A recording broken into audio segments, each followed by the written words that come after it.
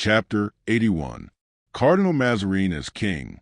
The arrest produced no sensation, indeed was almost unknown, and scarcely interrupted the course of events. To the deputation, it was formally announced that the Queen would receive it.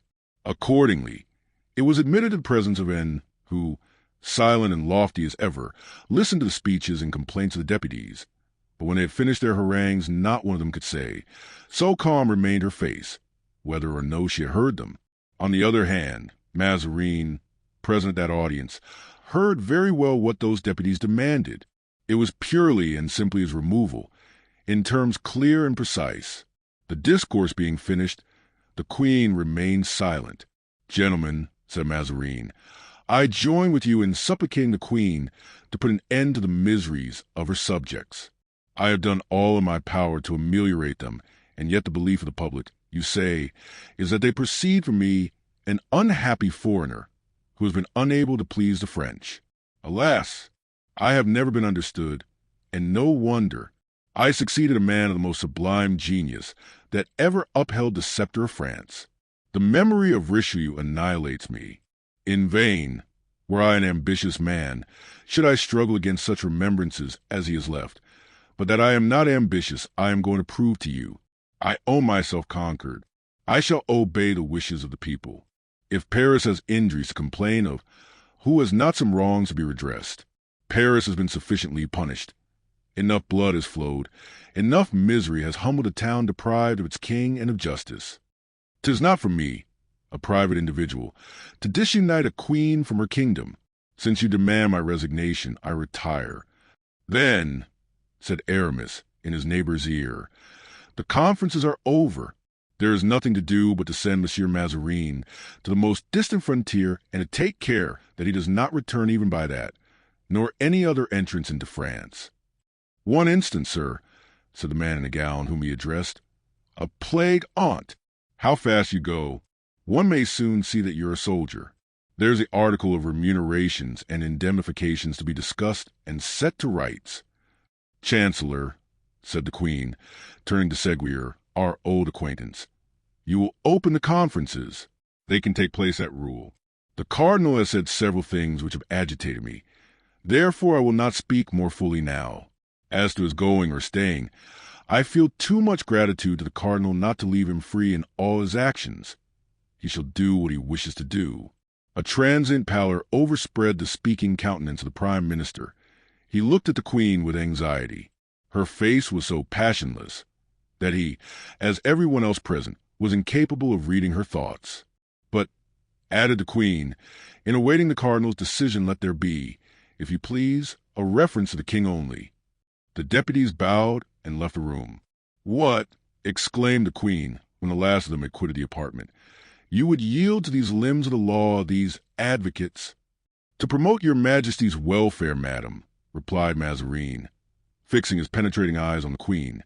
"There is no sacrifice that I would not make," and dropped her head and fell into one of those reveries so habitual with her. A recollection of Athos came into her mind. His fearless deportment, his words, so firm, yet dignified, the shades which by one word he had evoked, recalled her the past in all its intoxication of poetry and romance, youth, beauty, the eclat of love at 20 years of age, the bloody death of Buckingham, the only man whom she had ever really loved, and the heroism of those obscure champions who had saved her from the double hatred of Richelieu and the king. Mazarin looked at her, and while she deemed herself alone and freed from the world of enemies who sought to spy into her secret thoughts, he read her thoughts in her countenance, as one sees in the transparent lake clouds pass, reflections like thoughts of the heavens. "Must we, then," asked of Austria, "yield to the storm by peace and patiently and piously await better times?" Mazarin smiled sarcastically at this speech, which showed that she had taken the minister's proposal seriously. Anne's head was bent down. She had not seen the Italian smile, but finding that her question elicited no reply, she looked up. "Well, you do not answer. Cardinal, what do you think about it?" "I am thinking, madam, of the allusion made by that insolent gentleman whom you have caused to be arrested, to the Duke of Buckingham, to him whom you allowed to be assassinated, to the Duchess de Chevreuse, whom you suffered to be exiled, to the Duc de Beaufort, whom you imprisoned, But if he made allusion to me, it was because he is ignorant of the relation in which I stand to you, and drew up, as she always did, when anything touched her pride. She blushed, and that she might not answer, clasped her beautiful hands till her sharp nails almost pierced them. That man has sagacity, honor, and wit, not to mention likewise that he is a man of undoubted resolution. You know something about him, do you not, madam? I shall tell him, therefore, and in doing so I shall confer a personal favor on him, how he is mistaken in regard to me. What is proposed to me would be, in fact, almost an abdication, and an abdication requires reflection. An abdication, repeated Anne. I thought, sir, that it was kings alone who abdicated. Well, replied Mazarin, and am I not almost a king, king indeed of France? Thrown over the foot of the royal bed, my Samar, madam, looks not unlike the mantle worn by kings. This was one of the humiliations which Mazarin made and undergo more frequently than any other, and one that bowed her head with shame. Queen Elizabeth and Catherine, too, of Russia are the only two monarchs of their set on record who were at once sovereigns and lovers, and of Austria looked with a sort of terror at the threatening aspect of the cardinal.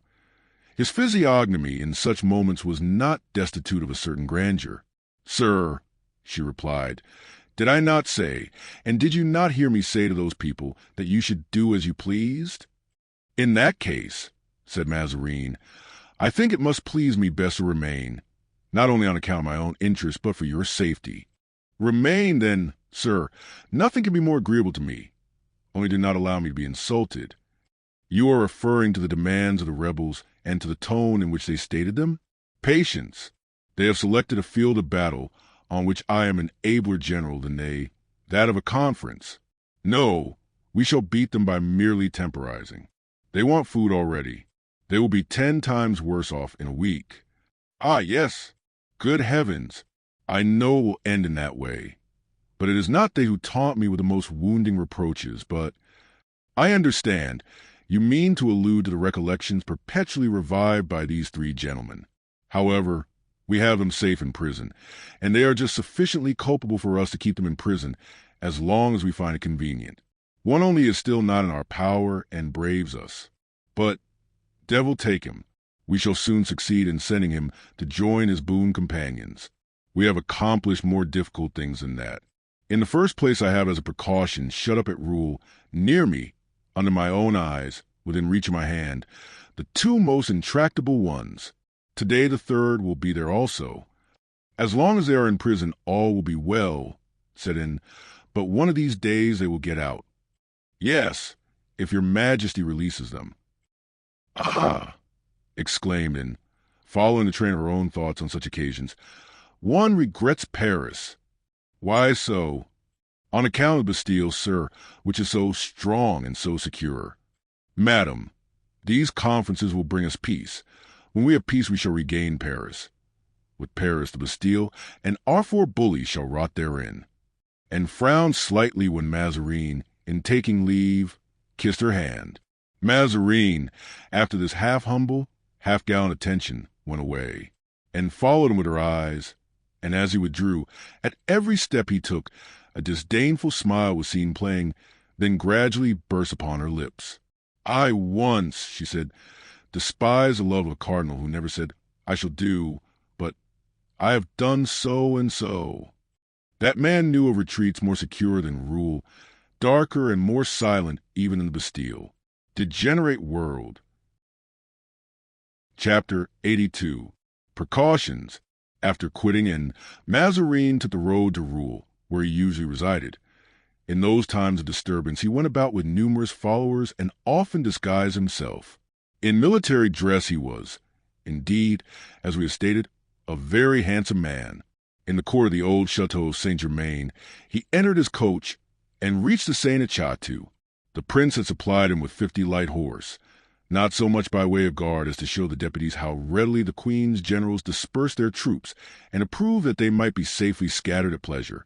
Athos, on horseback, without his sword and kept in sight by Comminges, followed the cardinal in silence. Grimaud, finding that his master had been arrested, fell back into the ranks near Aramis, without saying a word and as if nothing had happened. Grimaud had, indeed, during 22 years of service, seeing his master extricate himself from so many difficulties that nothing less than Athos's imminent death was likely to make him uneasy. At the branching off of the road toward Paris, Aramis, who had followed in the cardinal's suite, turned back. Mazarin went to right hand, and Aramis could see the prisoner disappear at the turning of the avenue. Athos, at the same moment, moved by a similar impulse, looked back also. The two friends exchanged a simple inclination of the head, and Aramis put his finger to his hat, as if to bow, Athos alone comprehending by that signal that he had some project in his head. 10 minutes afterward, Mazarin entered the court of that chateau which his predecessor had built for him at Rouen. As he alighted, Comminges approached him. "My lord," he asked, "where does your eminence wish Monsieur Comte de Lafayette to be lodged?" "In the pavilion of the Orangery, of course, in front of the pavilion where the guard is. I wish every respect to be shown the Count, although he is a prisoner of Her Majesty the Queen." "My lord," answered Comminges, "he begs to be taken to the place where Monsieur d'Artagnan is confined, that is, in the hunting lodge opposite the Orangery." Mazarin thought for an instant. Comminges saw that he was undecided. "'Tis a very strong post," he resumed, "and we have 40 good men, tried soldiers, having no connection with Frondeurs nor any interest in the Fronde." "If we put these 3 men together, Monsieur Comminges," said Mazarin, "we must double the guard, and we are not rich enough in fighting men to commit such acts of prodigality." Comminges smiled. Mazarin read and construed that smile. "You do not know these men, Monsieur Comminges, but I know them first personally, also by hearsay.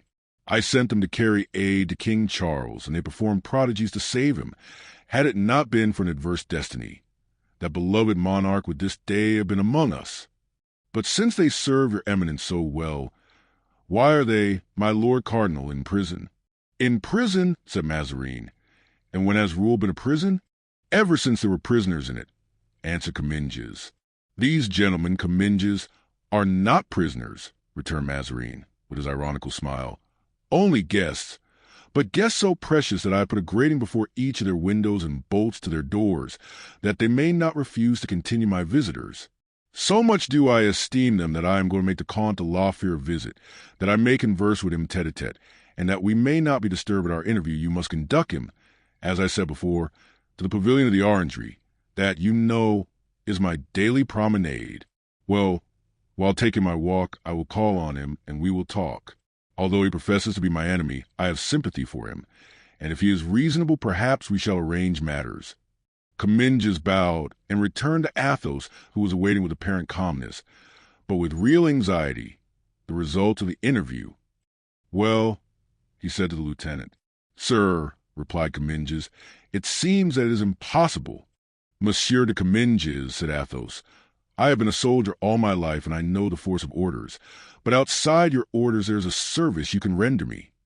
"I will do it with all my heart," said Comminges, "for I know who you are and what service you once performed for Her Majesty. I know, too, how dear to you is the young man who came so valiantly to my aid when that old rogue of a Broussel was arrested. I am entirely at your service, except only for my orders." "Thank you, sir. What I am about to ask will not compromise you in any degree." "If it should even compromise me a little," said Monsieur de Comminges with a smile, "still make your demand. I don't like Mazarin any better than you do. I serve the Queen, and that draws me naturally into the service of the cardinal, but I serve the one with joy and the other against my will." "Speak, then, I beg of you. I wait and listen." "Since there is no harm," said Athos, "in my knowing that D'Artagnan is here, I presume there will be none in his knowing that I am here. I have received no orders on that point. Well, then, do me the kindness to give him my regards and tell him that I am his neighbor. Tell him also what you have just told me, that Mazarin has placed me in the pavilion of the Orangery in order to make me a visit, and assure him that I shall take advantage of this honor. He proposes to accord to me to obtain from him some amelioration of our captivity." "Which cannot last," interrupted Comminges. "The cardinal said so. There is no prison here." "But there are oubliettes," replied Athos, smiling. "Oh, that's a different thing. Yes, I know there are traditions of that sort," said Comminges. "It was in the time of the other cardinal, who was a great nobleman, but our Mazarin impossible." An Italian adventurer would not dare to go such lengths with such men as ourselves. Oubliettes are employed as a means of kingly vengeance, and a low-born fellow such as he is would not have recourse to them. Your arrest is known, that of your friends will soon be known, and all the nobility of France will demand an explanation of your disappearance. No, be easy on that score. I will, however, inform Monsieur d'Artagnan of your arrival here." Comminges then led the Count to a room on the ground floor of a pavilion at the end of the orangery. They passed through a courtyard as they went, full of soldiers and courtiers. In the center of this court, in the form of a horseshoe, were the buildings occupied by Mazarin, and at each wing the pavilion or smaller building, where D'Artagnan was confined, and that level of the orangery, where Athos was to be. From the ends of these two wings extended the park. Athos, when he reached his appointed room, observed the gratings of his window, walls, and roofs, and was told on inquiry by Comminges that he was looking on the back of the pavilion where D'Artagnan was confined. "Yes, 'tis too true," said Comminges. "'Tis almost a prison, but what a singular fancy this is of yours, Count. You, who are the very flower of our nobility, to squander your valor and loyalty amongst these upstarts, the Frondists. Really, Count, if ever I thought that I had a friend in the ranks of the royal army, it was you, a Frondeur. You, the Comte de la Fere, on the side of Broussel, Blancmesnil, and Viole. For shame, you a Frondeur." "On my word of honor," said Athos, "one must be either a Mazarinist or a Frondeur. For a long time I had these words whispered in my ears, and I chose the latter. At any rate, it is a French word. And now, I am a Frondeur, not of Brousel's party, nor Blancmesnil's, nor am I with Viole, but with the Duc de Beaufort, the Ducs de Bouillon and d'Elbeuf, with princes, not with presidents, counselors, and low-born lawyers. Besides, what a charming outlook it would have been to serve the cardinal. Look at that wall, without a single window, which tells you fine things about Mazarin's gratitude." "Yes," replied the Comminges, "more especially if it could reveal how Monsieur d'Artagnan for this last week has been anathematizing him." "Poor D'Artagnan," said Athos, with a charming melancholy that was one of the traits of his character. "So brave, so good, so terrible to the enemies of those he loves. You have two unruly prisoners there, sir." "Unruly?" Comminges smiled. "You wish to terrify me, I suppose.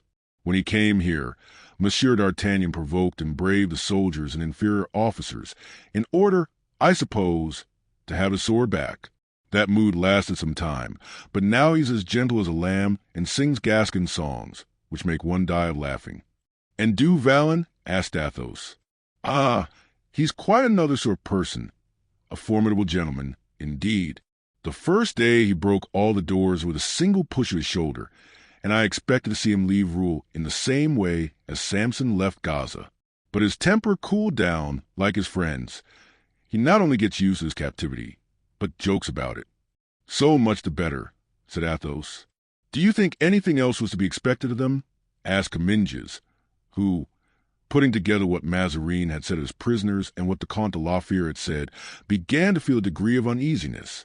Athos, on the other hand, reflected that this recent gentleness of his friends most certainly arose from some plan formed by D'Artagnan.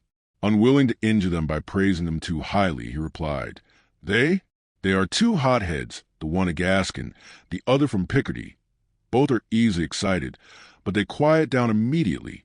You have had a proof of that in what you have just related to me." This, too, was the opinion of Comminges, who withdrew somewhat reassured. Athos remained alone in the vast chamber, where, according to the cardinal's directions, he was treated with all the courtesy due to a nobleman. He awaited Mazarin's promised visit to get some light on his present situation. Chapter 83. Strength and Sagacity. Now, let us pass the orangery to the hunting lodge, at the extremity of the courtyard, where, close to a portico formed of Ionic columns, were the dog kennels, rose an oblong building, the pavilion of the orangery, a half-circle, enclosing the court of honor. It was in this pavilion, on the ground floor, that D'Artagnan and Porthos were confined, suffering interminable hours of imprisonment in a manner suitable to each different temperament. D'Artagnan was pacing to and fro like a caged tiger. with dilated eyes, growling as he paced along by the bars of a window, looking upon a yard of servants' offices. Porthos was ruminating over an excellent dinner he had just demolished. The one seemed to be deprived of reason, yet he was meditating. The other seemed to meditate, yet he was more than half asleep. But his sleep was a nightmare, which might be guessed by the incoherent manner in which he sometimes snored and sometimes snorted. "Look," said D'Artagnan, "day is declining. It must be nearly 4 o'clock. We have been in this place nearly 83 hours. "Hem," muttered Porthos, with a kind of pretense of answering. "Did you hear, eternal sleeper?" cried D'Artagnan, irritated that anyone could doze during the day, when he had the greatest difficulty in sleeping during the night. "What?" said Porthos. "I say we have been here 83 hours. "'Tis your fault," answered Porthos. "How my fault?" "Yes, I offered you escape." "By pulling out a bar and pushing down a door?" "Certainly." "Porthos, men like us can't go out from here purely and simply." "Faith," said Porthos, "as for me, I could go out with that purity and that simplicity which it seems to me you despise too much." D'Artagnan shrugged his shoulders. "And besides," he said, "going out of this chamber isn't all." "Dear friend," said Porthos, "you appear to be in a somewhat better humor today than you were yesterday. Explain to me why going out of this chamber isn't everything. Because, having neither arms nor password, we shouldn't take 50 steps in court without knocking against a sentinel." "Very well," said Porthos. "We will kill the sentinel, and we shall have his arms." "Yes, but before we can kill him, and he will be hard to kill, that's Swiss. He will shriek out and the whole picket will come, and we shall be taken like foxes, we who are lions, and thrown into some dungeon, where we shall not even have the consolation of seeing this frightful gray sky of rule, which no more resembles the sky of tar than the moon is like the sun. Lackaday! If we only had someone to instruct us about the physical and moral topography of this castle. Ah! When one thinks that for 20 years, during which time I did not know what to do with myself, it never occurred to me to come to study rule." "What difference does that make?" said Porthos. "We shall go out all the same. Do you know, my dear fellow, why master pastry cooks never work with their hands?" "No," said Porthos, "but I should be glad to be informed." "It is because in the presence of their pupils they fear that some of their tarts or creams may turn out badly cooked." "What then?" "Why, then they would be laughed at, and a master pastry cook must never be laughed at. And what have master pastry cooks to do with us? We ought, in our adventures, never to be defeated or give anyone a chance to laugh at us. In England lately we failed, we were beaten, and that is a blemish on our reputation." "By whom, then, were we beaten?" asked Porthos. "By Mordaunt." "Yes, but we have drowned Monsieur Mordaunt." "That is true, and that will redeem us a little in the eyes of posterity, if posterity ever looks at us. But listen, Porthos. Though Monsieur Mordaunt was a man not to be despised, Mazarin is not less strong than he, and we should not easily succeed in drowning him. We must, therefore, watch and play a close game, for," he added with a sigh, "we too are equal perhaps to 8 others, but we are not equal to the that you know of." "That is true," said Porthos, echoing D'Artagnan's sigh. "Well, Porthos, follow my examples. Walk back and forth till some news of our friends reaches us, or till we are visited by a good idea. But don't sleep as you do all the time. Nothing dulls the intellect like sleep. As to what may lie before us, it is perhaps less serious than we at first thought. I don't believe that Monsieur de Mazarin thinks of cutting off our heads, for heads are not taken off without previous trial. A trial would make a noise, and a noise would get the attention of our friends, who would check the operations of Monsieur de Mazarin." "How well you reason," said Porthos, admiringly. "Well, yes, pretty well," replied D'Artagnan. "And besides, you see, if they put us on trial, if they cut off our heads, they must meanwhile either keep us here or transfer us elsewhere." "Yes, that is inevitable," said Porthos. "Well, it is impossible but that Master Aramis, that keen-scented bloodhound, and Athos, that wise and prudent nobleman, will discover our retreat. Then, believe me, it will be time to act." "Yes, we will wait." We can wait the more contentedly that it is not absolutely bad here, but for one thing at least. What is that? Did you observe, D'Artagnan, that 3 days running they brought us braised mutton? No, but if it occurs a fourth time I shall complain of it, so never mind. And then I feel the loss of my house. 'Tis a long time since I visited my castles. Forget them for a time. We shall return to them, unless Mazarin razes them to the ground. Do you think that likely? No. The other cardinal would have done so, but this one is too mean a fellow to risk it.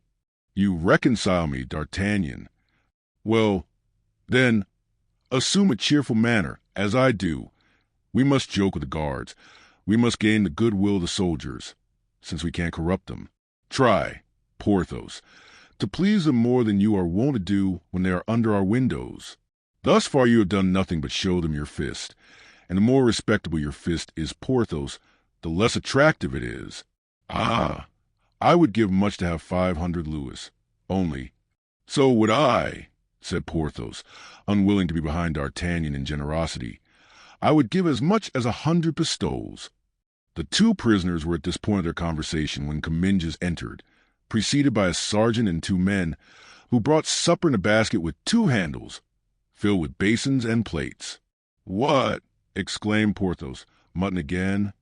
My dear Monsieur de Comminges, said D'Artagnan, you will find that my friend Monsieur du Vallon will go to most fatal lengths if Cardinal Mazarin continues to provide us with this sort of meat, mutton every day. I declare, said Porthos, I shall eat nothing if they do not take away. Remove the mutton, cried Comminges. I wish Monsieur du Vallon to sup well, more especially as I have news to give him that will improve his appetite. Is Mazarin dead? Asked Porthos. No, I am sorry to tell you he is perfectly well. So much the worse, said Porthos. What is that news? Asked D'Artagnan. News in prison is a fruit so rare that I trust, Monsieur de Comminges. You'll excuse my impatience, the more eager since you have given us to understand that the news is good. Should you be glad to hear that the Comte de la Fere is well? Asked de Comminges. D'Artagnan's penetrating grey eyes were open to the utmost. Glad, he cried. I should be more than glad, happy beyond measure. Well, I am desired by him to give you his compliments and to say that he is in good health. D'Artagnan almost leaped with joy. A quick glance conveyed his thought to Porthos. If Athos knows where we are, if he opens communication with us, before long Athos will act.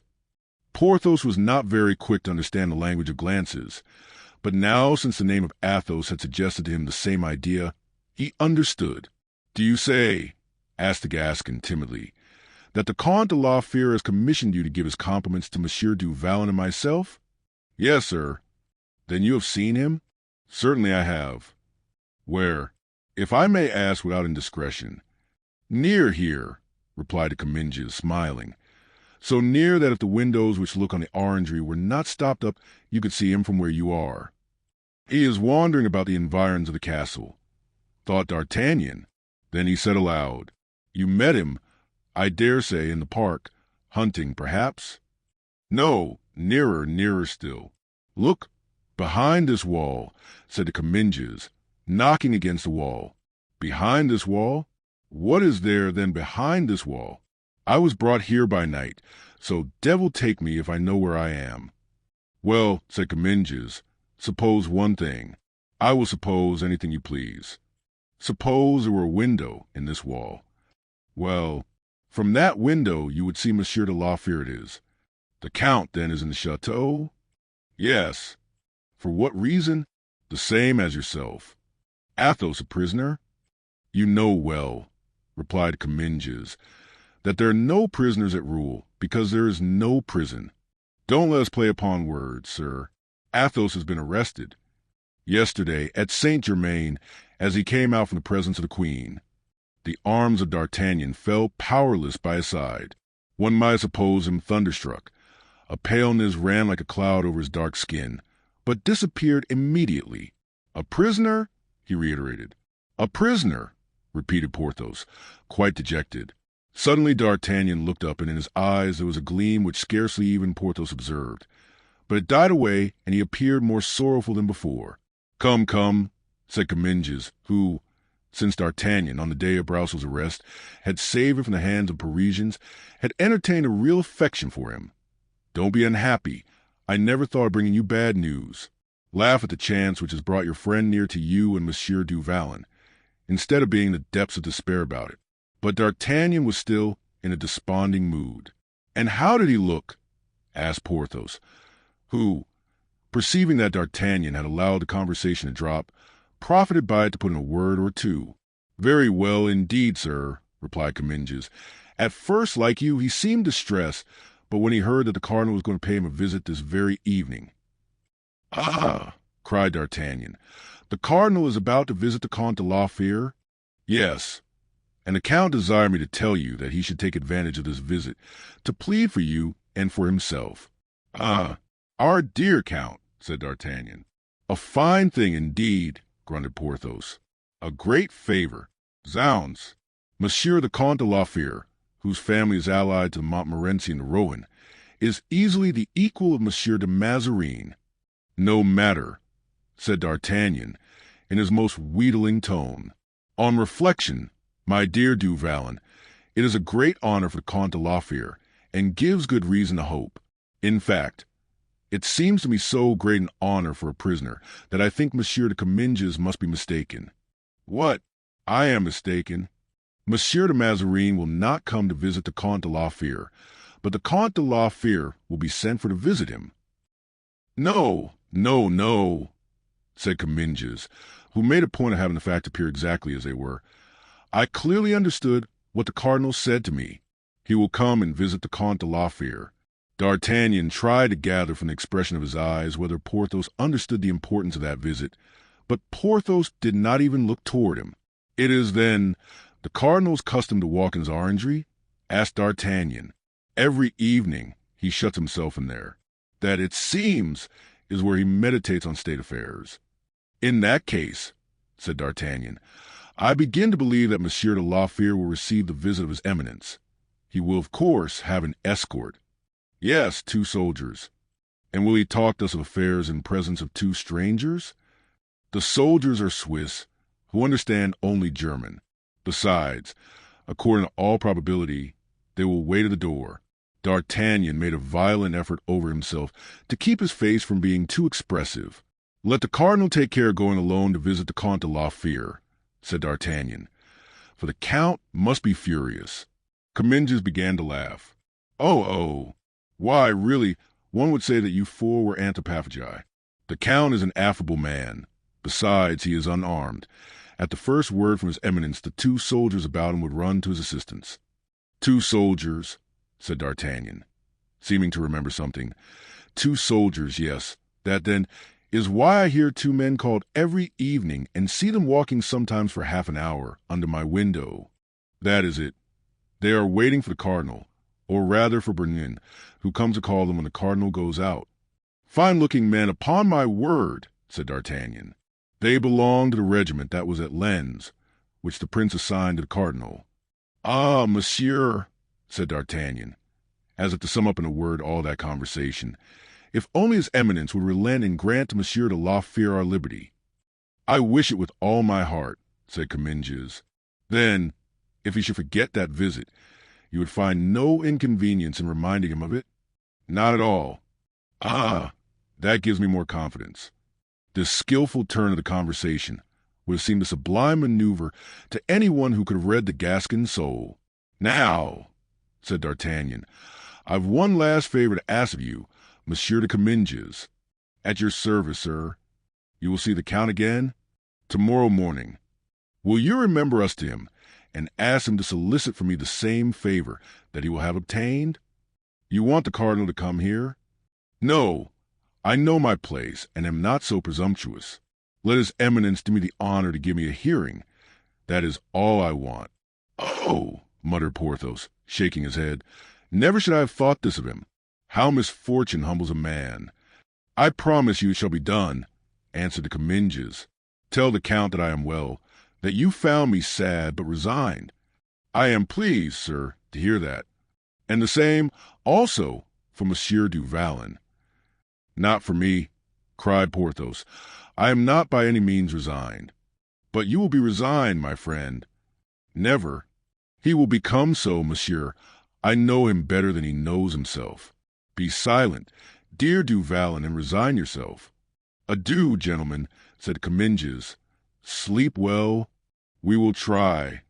The Comminges went away, D'Artagnan remaining apparently in the same attitude of humble resignation. But scarcely had he departed when he turned and clasped Porthos in his arms with an expression not to be doubted. "Oh!" cried Porthos. "What's the matter now? Have you gone mad, my dear friend?" "What is the matter?" returned D'Artagnan. "We are saved." "I don't see that at all," answered Porthos. "I think we are all taken prisoners, except Aramis, and that our chances of getting out are lessened since one more of us is caught in Mazarin's mousetrap, which is far too strong for 2 of us, but not strong enough for 3 of us," returned D'Artagnan. "I don't understand," said Porthos. "Never mind. Let's sit down at table and take something to strengthen us for night. What are we to do, then, tonight? To travel, perhaps. But sit down, dear friend, to table. When one is eating, ideas flow easily. After supper, when they are perfected, I will communicate my plans to you." So Porthos sat down at table without another word and ate with an appetite that did honor to the confidence that was ever inspired in him by D'Artagnan's inventive imagination. Chapter 84.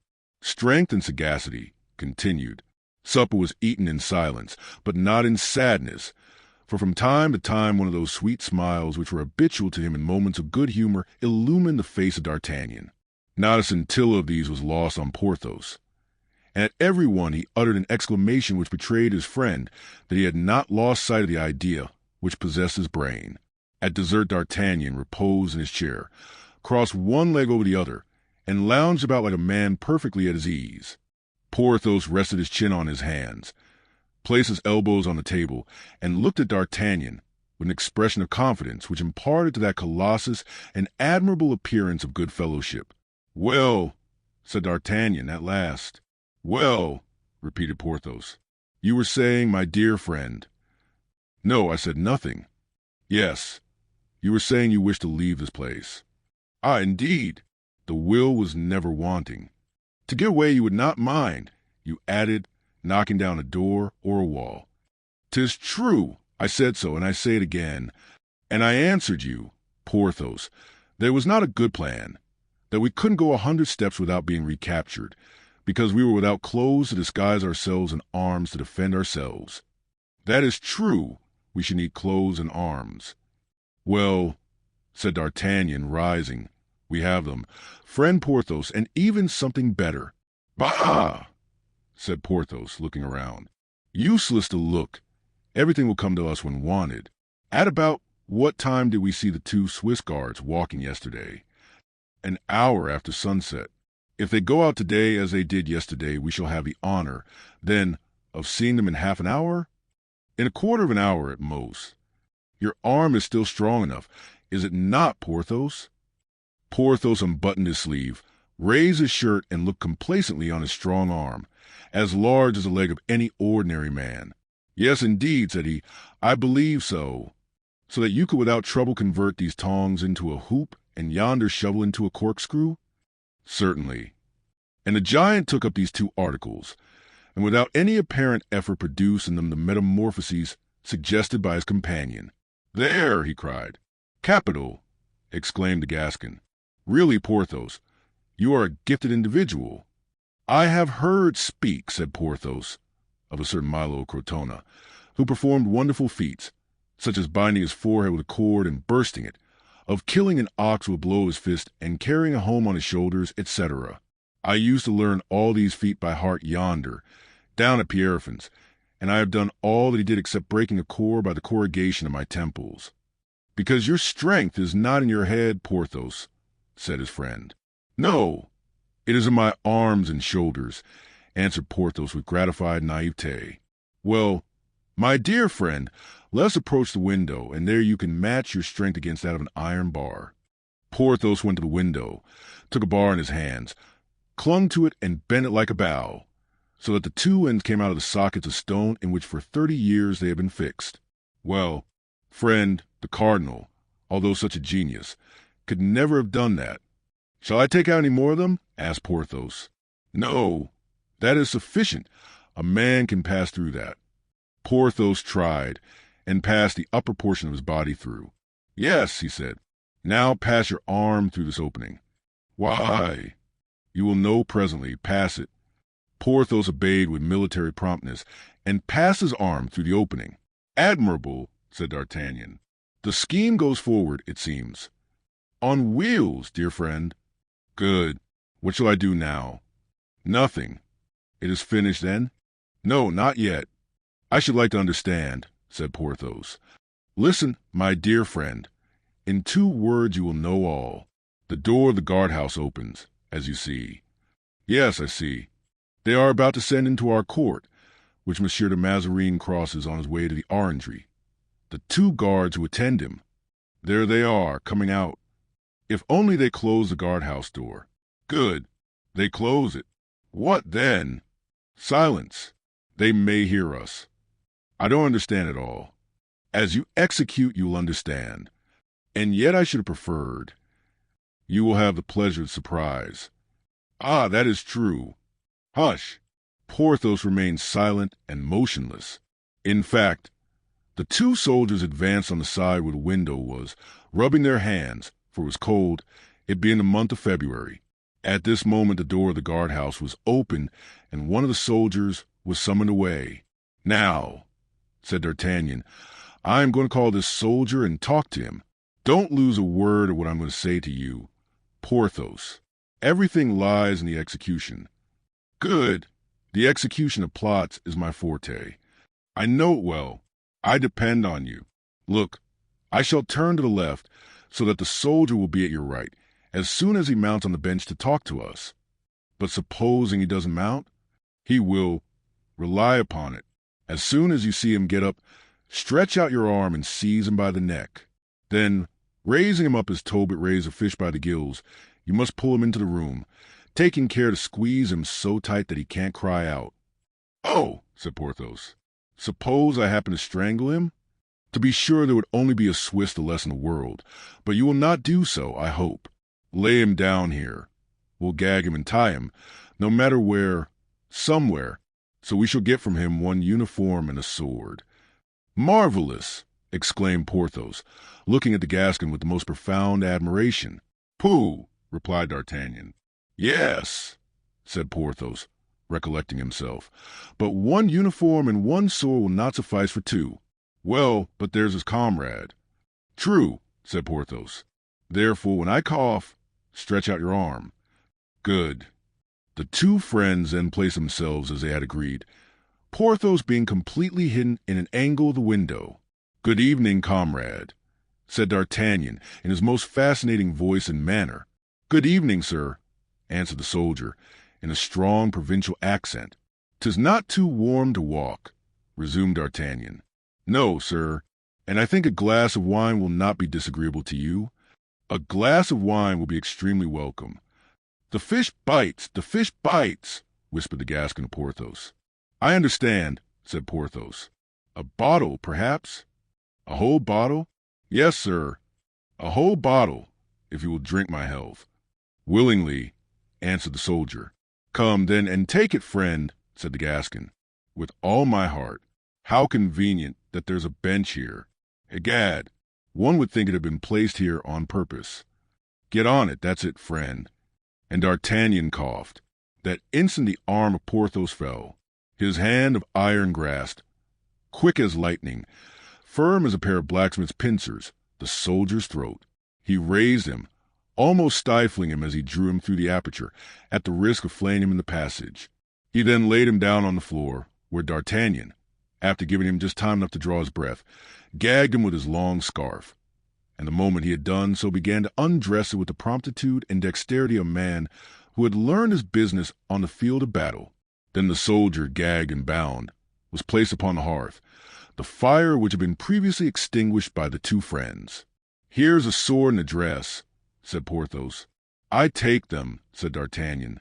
For myself, if you want another uniform and sword, you must play the same trick over again. Stop, I see the other soldier issue from the guardroom and come toward us. I think, replied Porthos, it would be imprudent to attempt the same maneuver again. It is said that no man can succeed twice in the same way, and a failure would be ruinous. No, I will go down, seize the man unawares, and bring him to you ready gagged. That is better, said the Gascon. Be ready, said Porthos, as he slipped through the opening. He did as he said.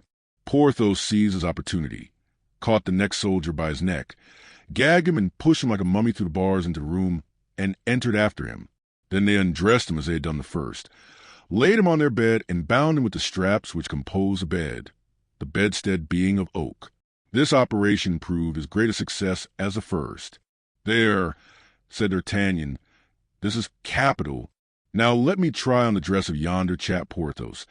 I doubt if you can wear it, but should it be too tight, never mind. You can wear the breastplate and the hat with the red feathers. It happened, however, that the second soldier was a Swiss of gigantic proportions, so, save that some few of the seams split, his uniform fitted Porthos perfectly. They then dressed themselves. "'Tis done," they both exclaimed at once. "As to you, comrades," they said to the men, "nothing will happen to you if you are discreet, but if you stir, you are dead men." The soldiers were complaisant. They had found the grasp of Porthos pretty powerful, and that it was no joke to fight against it. "Now," said D'Artagnan, "you wouldn't be sorry to understand the plot, would you, Porthos?" "Well, no, not very." "Well, then, we should go down into the court." "Yes, we shall take the place of those two fellows." "Well, we will walk back and forth." "That's a good idea, for it isn't warm. In a moment the valeted chamber will call the guard, as he did yesterday and the day before." "And we shall answer?" "No, on the contrary, we shall not answer." "As you please. I don't insist on answering." "We will not answer, then. We will simply settle our hats on our heads, and we will escort His Eminence." "Where shall we escort him?" "Where he is going, to visit Athos. Do you think Athos will be sorry to see us?" "Oh!" cried Porthos. "Oh!" "I understand. Wait a little, Porthos, before crying out. For, on my word, you haven't reached the end," said the Gascon, in a jesting tone. "What is to happen?" said Porthos.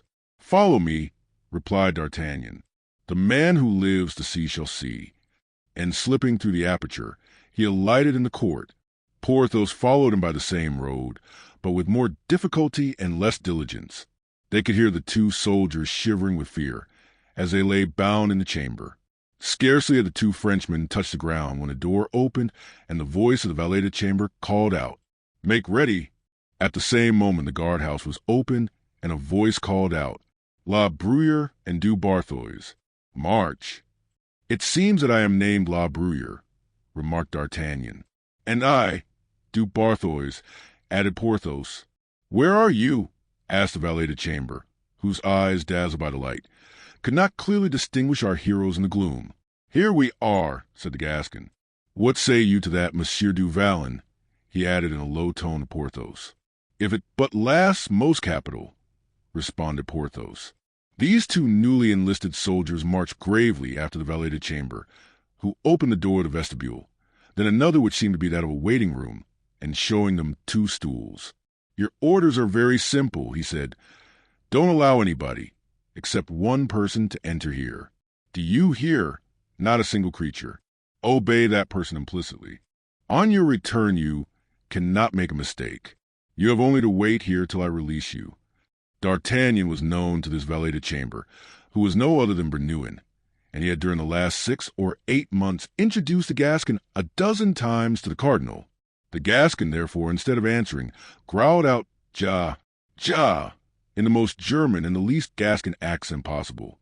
As for Porthos, on whom D'Artagnan had impressed the necessity of absolute silence, and who did not even now begin to comprehend the scheme of his friend, which was to follow Mazarin in his visit to Athos, he was simply mute. All that he was allowed to say, in case of emergencies, was the proverbial Der Teufel. Bernouin shut the door and went away. When Porthos heard the key turn in the lock, he began to be alarmed, lest they should only have exchanged one prison for another. "Porthos, my friend," said D'Artagnan, "don't distrust Providence. Let me meditate and consider. Meditate and consider as much as you like, replied Porthos, who was now quite out of humor at seeing things take this turn. We have walked 8 paces, whispered D'Artagnan, and gone up 6 steps. So hereabouts is a pavilion called Pavilion of the Orangery. The Comte de la Fere cannot be far off, only the doors are locked. That is a slight difficulty, said Porthos, and a good push with the shoulders. For God's sake, Porthos, my friend, reserve your feats of strength, or they will not have, when needed, the honor they deserve. Have you not heard that someone is coming here? Yes. Well, that someone will open the doors. But, my dear fellow, if that someone recognizes us, if that someone cries out, we are lost. For you don't propose, I imagine, that I shall kill that man of the church. That might do if we were dealing with Englishmen or Germans. Oh, may God keep me from it, and you too, said D'Artagnan. The young king would, perhaps, show us some gratitude, but the queen would never forgive us, and it is she whom we have to consider. And then, besides, the useless blood, never, no, never. I have my plan. Let me carry out, and we shall laugh. So much the better, said Porthos. I feel some need of it. Hush, said D'Artagnan. The someone is coming. The sound of a light step was heard in the vestibule. The hinges of the door creaked, and a man appeared in the dress of a cavalier, wrapped in a brown cloak, with a lantern in one hand, and a large beaver hat pulled down over his eyes. Porthos effaced himself against the wall, but he could not render himself invisible, and the man in the cloak said to him, giving him his lantern, "Light the lamp which hangs from the ceiling." Then addressing D'Artagnan, "You know the watchword?" he said. "Ja!" replied the Gascon, determined to confine himself to the specimen of the German tongue. "Tedesco!" answered the cavalier. "Vie, fe," and advancing toward the door opposite to that by which he came in, he opened it and disappeared behind it, shutting it as he went. "Now," asked Porthos, "what are we to do?"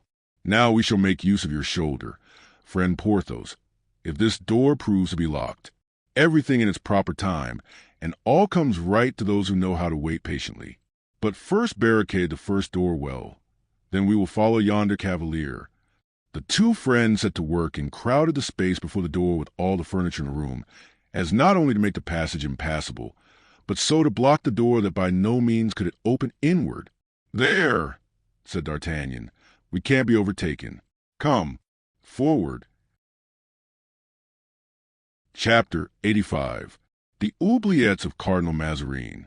At first, on arriving at the door through which Mazarin had passed, D'Artagnan tried in vain to open it, but on the powerful shoulder of Porthos being applied to one of the panels, which gave way, D'Artagnan introduced the point of his sword between the bolt and the staple of the lock. The bolt gave way and the door opened. "As I told you, everything can be attained, Porthos, women and doors, by proceeding with gentleness." "You're a great moralist, and that's the fact," said Porthos. They entered. Behind a glass window, by the light of the cardinal's lantern, which had been placed on the floor in the midst of the gallery, they saw the orange and pomegranate trees of the Castle of Rouen in long lines, forming one great alley and 2 smaller side alleys. "No cardinal," said D'Artagnan, "but only his lantern. Where the devil, then, is he?" Exploring, however, one of the side wings of the gallery, after making a sign to Porthos to explore the other, he saw, all at once, at his left, a tub containing an orange tree, which had been pushed out of its place, and in its place an open aperture. 10 men would have found difficulty in moving that tub, but by some mechanical contrivance it had turned with the flagstone on which it rested. D'Artagnan, as we have said, perceived a hole in that place, and in this hole the steps of a winding staircase. He called Porthos to look at it. "Were our object money only," he said, "we should be rich directly." "How's that?" "Don't you understand, Porthos?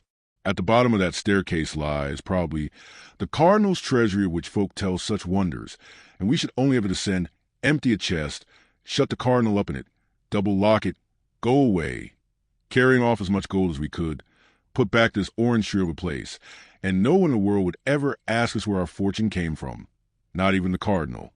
It would be a happy hit for clowns to make, but as it seems to be unworthy of 2 gentlemen," said Porthos. So I think, and therefore I said, we're our object money only. But we want something else, replied the Gascon. At the same moment, whilst D'Artagnan was leaning over the aperture to listen, a metallic sound, as if someone was moving a bag of gold, struck on his ear. He started. Instantly afterward a door opened and a light played upon the staircase. Mazarin had left his lamp in the gallery to make people believe that he was walking about, but he had with him a waxlight to help him to explore his mysterious strong box. "Faith," he said in Italian, as he was reascending the steps and looking at a bag of reals. "Faith, there's enough to pay 5 councils of Parliament and 2 generals in Paris. I am a great captain, that I am, but I make war my own way." The 2 friends were crouching down meantime behind a tub in the side alley. Mazarin came within 3 steps of D'Artagnan and pushed a spring in the wall. The slab turned and the orange tree resumed its place. Then the cardinal put out the waxlight, slipped it into his pocket, and taking up a lantern. "Now," he said, "for Monsieur de la Fère." "Very good," thought D'Artagnan. "'Tis our road likewise. We will go together." All 3 set off on their walk, Mazarin taking the middle alley and the friends the side ones.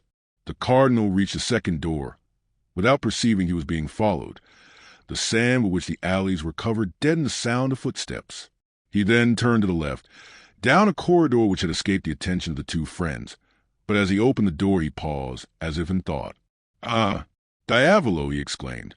"I forgot the recommendation to Comminges, who advised me to take a guard and place it at this door, in order not to put myself at the mercy of that 4-headed combination of devils."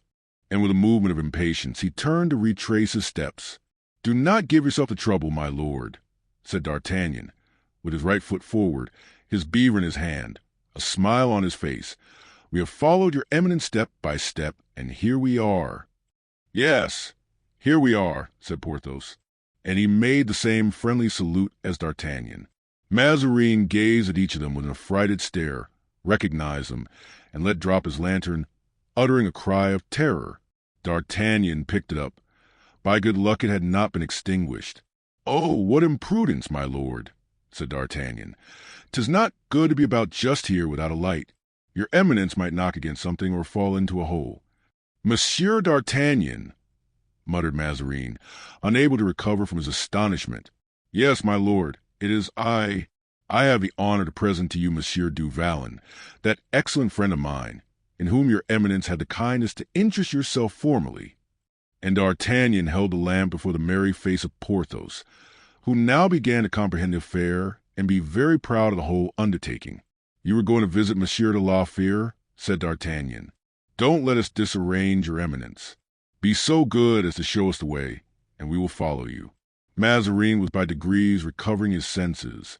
"Have you been long in the orangery?" he asked in a trembling voice, remembering the visits he had been paying to his treasury.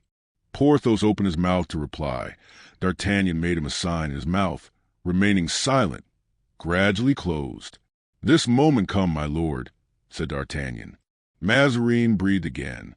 His fears were now no longer for his hoard, but for himself. A sort of smile played on his lips. "Come," he said, "you have me in a snare, gentlemen. I confess myself conquered. You wish to ask for liberty, and I give it you." "Oh, my lord," answered D'Artagnan, "you are too good. As to our liberty, we have that. We want to ask something else of you." "You have your liberty?"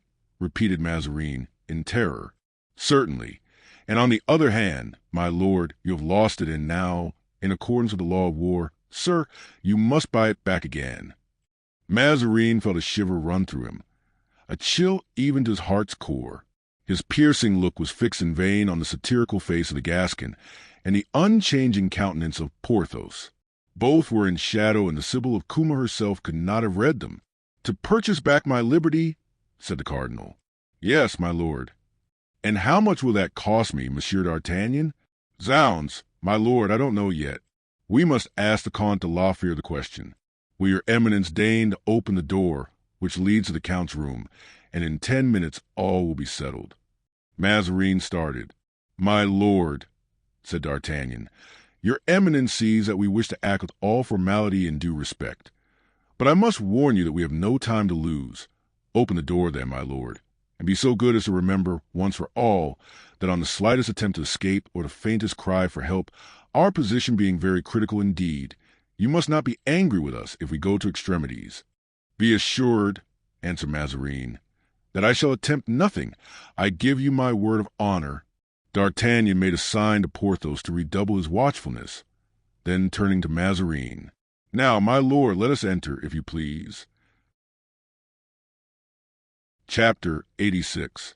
Conferences.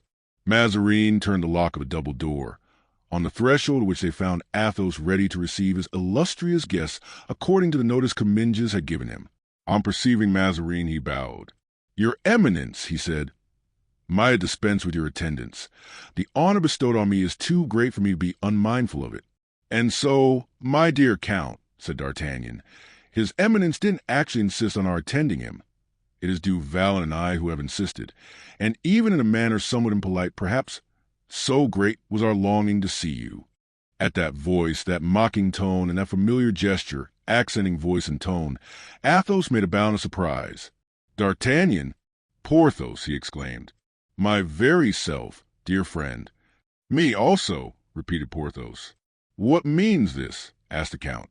"It means," replied Mazarin, trying to smile and biting his lips in the attempt, "that our parts are changed, and that instead of these gentlemen being my prisoners, I am theirs. But, gentlemen, I warn you, unless you kill me, your victory will be of very short duration. People will come to the rescue." "Ah, my lord," cried the Gascon, "don't threaten. 'Tis a bad example. We are so good and gentle to your Eminence. Come, let's put aside all rancor and talk pleasantly." "There's nothing I wish more," replied Mazarin, "but don't think yourselves in a better position than you are. In ensnaring me, you have fallen into the trap yourselves. How are you to get away from here? Remember the soldiers and sentinels who guard these doors. Now, I am going to show you how sincere I am." "Good," thought D'Artagnan. "We must look about us. He's going to play us a trick." "I offered you your liberty," continued the minister. "Will you take it? Before an hour has passed, you will be discovered, arrested, obliged to kill me, which will be a crime unworthy of loyal gentlemen like you." "He is right," thought Athos, and, like every other reflection passing in a mind that entertained none but noble thoughts, this feeling was expressed in his eyes. "And therefore," said D'Artagnan, to clip the hope which Athos's tacit adhesion had imparted to Mazarin, "we shall not proceed to that violence save in the last extremity." "If, on the contrary," resumed Mazarin, "you accept your liberty, why you, my lord, might take it away from us in less than 5 minutes afterward, and from my knowledge of you, I believe you will so take it away from us." "No, on the faith of a cardinal." "You do not believe me." "My lord, I never believe cardinals who are not priests." "Well, on the faith of a minister." "You are no longer a minister, my lord. You are a prisoner." "Then, on the honor of Mazarin, as I am and ever shall be, I hope," said the cardinal. "Hem," replied D'Artagnan. "I have heard speak of a Mazarin who had not much religion when his oaths were in question. I fear he may have been an ancestor of your Eminence. Monsieur D'Artagnan, you are a great wit, and I am really sorry to be on bad terms with you." "My lord, let us come to terms. I ask nothing better." "Very well," said Mazarin. "If I place you in security, in a manner evident palpable—" "Ah, that is another thing," said Porthos. "Let us see," said Athos. "Let us see," said D'Artagnan. "In the first place, do you accept?" asked the cardinal. "Unfold your plan, my lord, and we will see. Take notice that you are shut up, captured. You well know, my lord, that there always remains to us a last resource." "What?" "That of dying together." Mazarin shuddered. "Listen," he said. "At the end of yonder corridor is a door, of which I have the key. It leads into the park. Go, and take this key with you. You are active, vigorous, and you have arms. At 100 steps, on turn to the left, you will find the walled park. Get over it, and in 3 leaps you will be on the road and free." "Ah, by Jove, my lord," said D'Artagnan, "you have well said, but these are only words. Where's the key you speak of?" "Here it is." "Ah, my lord, you will conduct us yourself, then, to that door?" "Very willingly." if it be necessary to reassure you, answered the minister, and Mazarin, who was delighted to get off so cheaply, led the way in high spirits to the corridor and opened the door. It led into the park. As the three fugitives perceived by the night breeze which rushed into the corridor and blew the wind into their faces. "The devil!" exclaimed the Gascon. "'Tis a dreadful night, my lord. We don't know the locality, and shall never find the wall. Since your eminence has come so far, come a few steps further. Conduct us, my lord, to the wall." "Be it so," replied the cardinal, and walking in a straight line he went to the wall, at the foot of which they all four arrived at the same instant. "Are you satisfied, gentlemen?" asked Mazarin. "I think so. Indeed, we should be hard to please if we were not. Deuce take it, 3 poor gentlemen escorted by a prince of the church. Ah, apropos, my lord, you remarked that we were all active, vigorous, and armed. Yes, you are mistaken. Monsieur Duval and I are the only 2 who are armed. The count is not, and should we meet with one of your patrol, we must defend ourselves." "'Tis true. Where can we find another sword?" asked Porthos. "My lord," said D'Artagnan, "will lend his, which is of no use to him, to the Comte de la Fère." "Willingly," said the cardinal. "I will even ask the count to keep it for my sake." "I promise you, my lord, never to part with it," replied Athos. "Well, well," cried D'Artagnan, "this reconciliation is truly touching. Have you not tears in your eyes, Porthos?" "Yes," said Porthos, "but I do not know if it is feeling of the wind that makes me weep. I think it is the wind." "Now climb up, Athos, quickly," said D'Artagnan. Athos, assisted by Porthos, who lifted him up like a feather, arrived at the top. "Now jump down, Athos." Athos jumped and disappeared on the other side of the wall. "Are you on the ground?" asked D'Artagnan. "Yes." "Without accident?" "Perfectly safe and sound." "Porthos, whilst I get up, watch the cardinal." "No, I don't want your help. Watch the cardinal." "I am watching," said Porthos. "Well, you are right. It is more difficult than I thought. Lend me your back, but don't let the cardinal go." Porthos lent him his back, and D'Artagnan was soon on the summit of the wall, where he seated himself. Mazarin pretended to laugh. "Are you there?" asked Porthos. "Yes, my friend. And now what?" asked Porthos. "Now give me the cardinal up here. If he makes any noise, stifle him." Mazarin wished to call out, but Porthos held him tight and passed him to D'Artagnan, who seized him by the neck and made him sit down by him. Then in a menacing tone he said, "Sir, jump directly down, close to Monsieur de la Fère, or, on the honor of a gentleman, I'll kill you." Monsieur," cried Mazarin, "you are breaking your word to me." Did I promise you anything, my lord?" Mazarin groaned. "You are free," he said. "Through me, your liberty was my ransom." "Agreed, but the ransom of that immense treasure buried under the gallery, to which one descends on pushing a spring hidden in the wall, which causes a tub to turn, revealing a staircase. Must not one speak of that a little, my lord?" "Diavolo!" cried Mazarin, almost choking, clasping his hands. "I am a lost and ruined man." But without listening to his protestations of alarm, D'Artagnan slipped him gently down into the arms of Athos, who stood immovable at the bottom of the wall. Porthos next made an effort which shook the solid wall, and by the aid of his friend's hand gained the summit. "I didn't understand it all," he said, "but I understand now. How droll it is!" "You think so? So much the better. But that it may prove laughter-worthy even to the end, let us not lose time." And he jumped off the wall. Porthos did the same. "Attend to Monsieur le Cardinal, gentlemen," said D'Artagnan. "For myself, I will reconnoiter." The Gascon then drew his sword and marched as avant-guard. "My lord," he said, "which way do we go?" "Think well of your reply, for should your eminence be mistaken, there might ensue most grave results for all of us." "Along the wall, sir," said Mazarin. "There will be no danger of losing yourselves." The 3 friends hastened on, but in a short time were obliged to slacken the pace. The cardinal could not keep up with them, though with every wish to do so. Suddenly D'Artagnan touched something warm, which moved. "Stop! A horse!" he cried. I have found a horse." "And I likewise," said Athos. "I too," said Porthos, who, faithful to the instructions, still held the cardinal's arm. "There's luck, my lord, just as you were complaining of being tired and obliged to walk." But as he spoke, the barrel of a pistol was presented at his breast, and these words were pronounced: "Touch it not!" "Grimaud," he cried, "Grimaud, what art thou about? Why, thou art posted here by heaven." "No, sir," said the honest servant. "It was Monsieur Aramis who posted me here to take care of the horses." "Is Aramis here?" "Yes, sir. He has been here since yesterday." "What are you doing?" "On the watch." "What? Aramis here?" cried Athos. "At the lesser gate of the castle. He's posted there." "Are you a large party?" 60. "Let him know." "This moment, sir."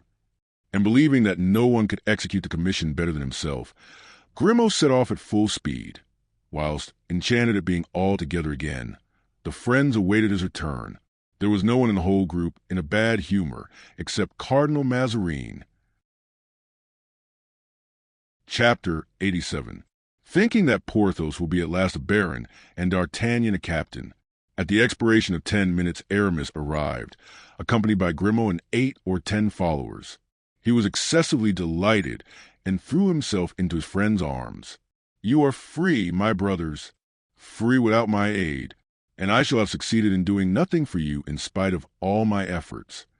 Do not be unhappy, dear friend, on that account. If you have done nothing as yet, you will do something soon," replied Athos. "I had well concerted my plans," pursued Aramis. "The coadjutor gave me 60 men. 20 guard the walls of the park, 20 the road from Rouen to Saint-Germain, 20 are dispersed in the woods. Thus I was able, thanks to the strategic disposition of my forces, to intercept 2 couriers from Mazarin to Queen." Mazarin listened intently. "But," said D'Artagnan, "I trust that you honorably sent them back to Monsieur le Cardinal." "Ah, yes," said Aramis. "Toward him I should be very likely to practice such delicacy of sentiment. In one of the dispatches the cardinal declares to the queen that the treasury is empty and that her majesty has no more money. In the other he announces that he is about to transport his prisoners to Melun, since rules seem to him not sufficiently secure. You can understand, dear friend, with what hope I was inspired by that last letter. I placed myself in ambuscade with my 60 men. I encircled the castle. The riding horses I entrusted to Grimaud, and I awaited your coming out, which I did not expect till tomorrow, and I didn't hope to free you without a skirmish. You are free tonight without fighting. So much the better. How did you manage to escape that scoundrel Mazarin? You must have much reason to complain of him." "Not very much," said D'Artagnan. "Really, I might even say that we have some reason to praise him." "Impossible." "Yes, really, it is owing to him that we are free." "Owing to him?" "Yes. He had us conducted into the orangery by Monsieur Bernin, his valet de chamber, and from there we followed him to visit the Comte de la Fere. Then he offered us our liberty, and we accepted it. He even went so far as to show us the way out. He led us to the park wall, which we climbed over without accident, and then we fell in with Grimaud." "Well," exclaimed Aramis, "this will reconcile me to him. But I wish he were here that I might tell him that I did not believe him capable of so noble an act." "My lord," said D'Artagnan, no longer able to contain himself, "allow me to introduce to you the Chevalier d'Herblay, who wishes, as you may have heard, to offer his congratulations to your eminence." And he retired, discovering Mazarin, who was in great confusion, to the astonished gaze of Aramis. "Ho! Ho!" exclaimed the latter. "The cardinal! A glorious prize! Halloo! Halloo! Friends! To horse! To horse!" Several horsemen ran quickly to him. "Zounds!" cried Aramis, "I may have done some good. So, my lord, deign to receive my most respectful homage. I will lay a wager that 'twas that St. Christopher, Porthos, who performed this feat. Apropos, I forgot," and he gave some orders in a low voice to one of the horsemen. "I think it will be wise to set off," said D'Artagnan. "Yes, but I am expecting someone, a friend of Athos." "A friend!" exclaimed the count. "And here he comes, by Jupiter, galloping through the bushes." "The count! The count!" cried a young voice that made Athos start. Raoul! Raoul! He ejaculated. For one moment the young man forgot his habitual respect. He threw himself on his father's neck. Look, my Lord Cardinal, said Aramis, would it not have been a pity to have separated men who love each other as we love?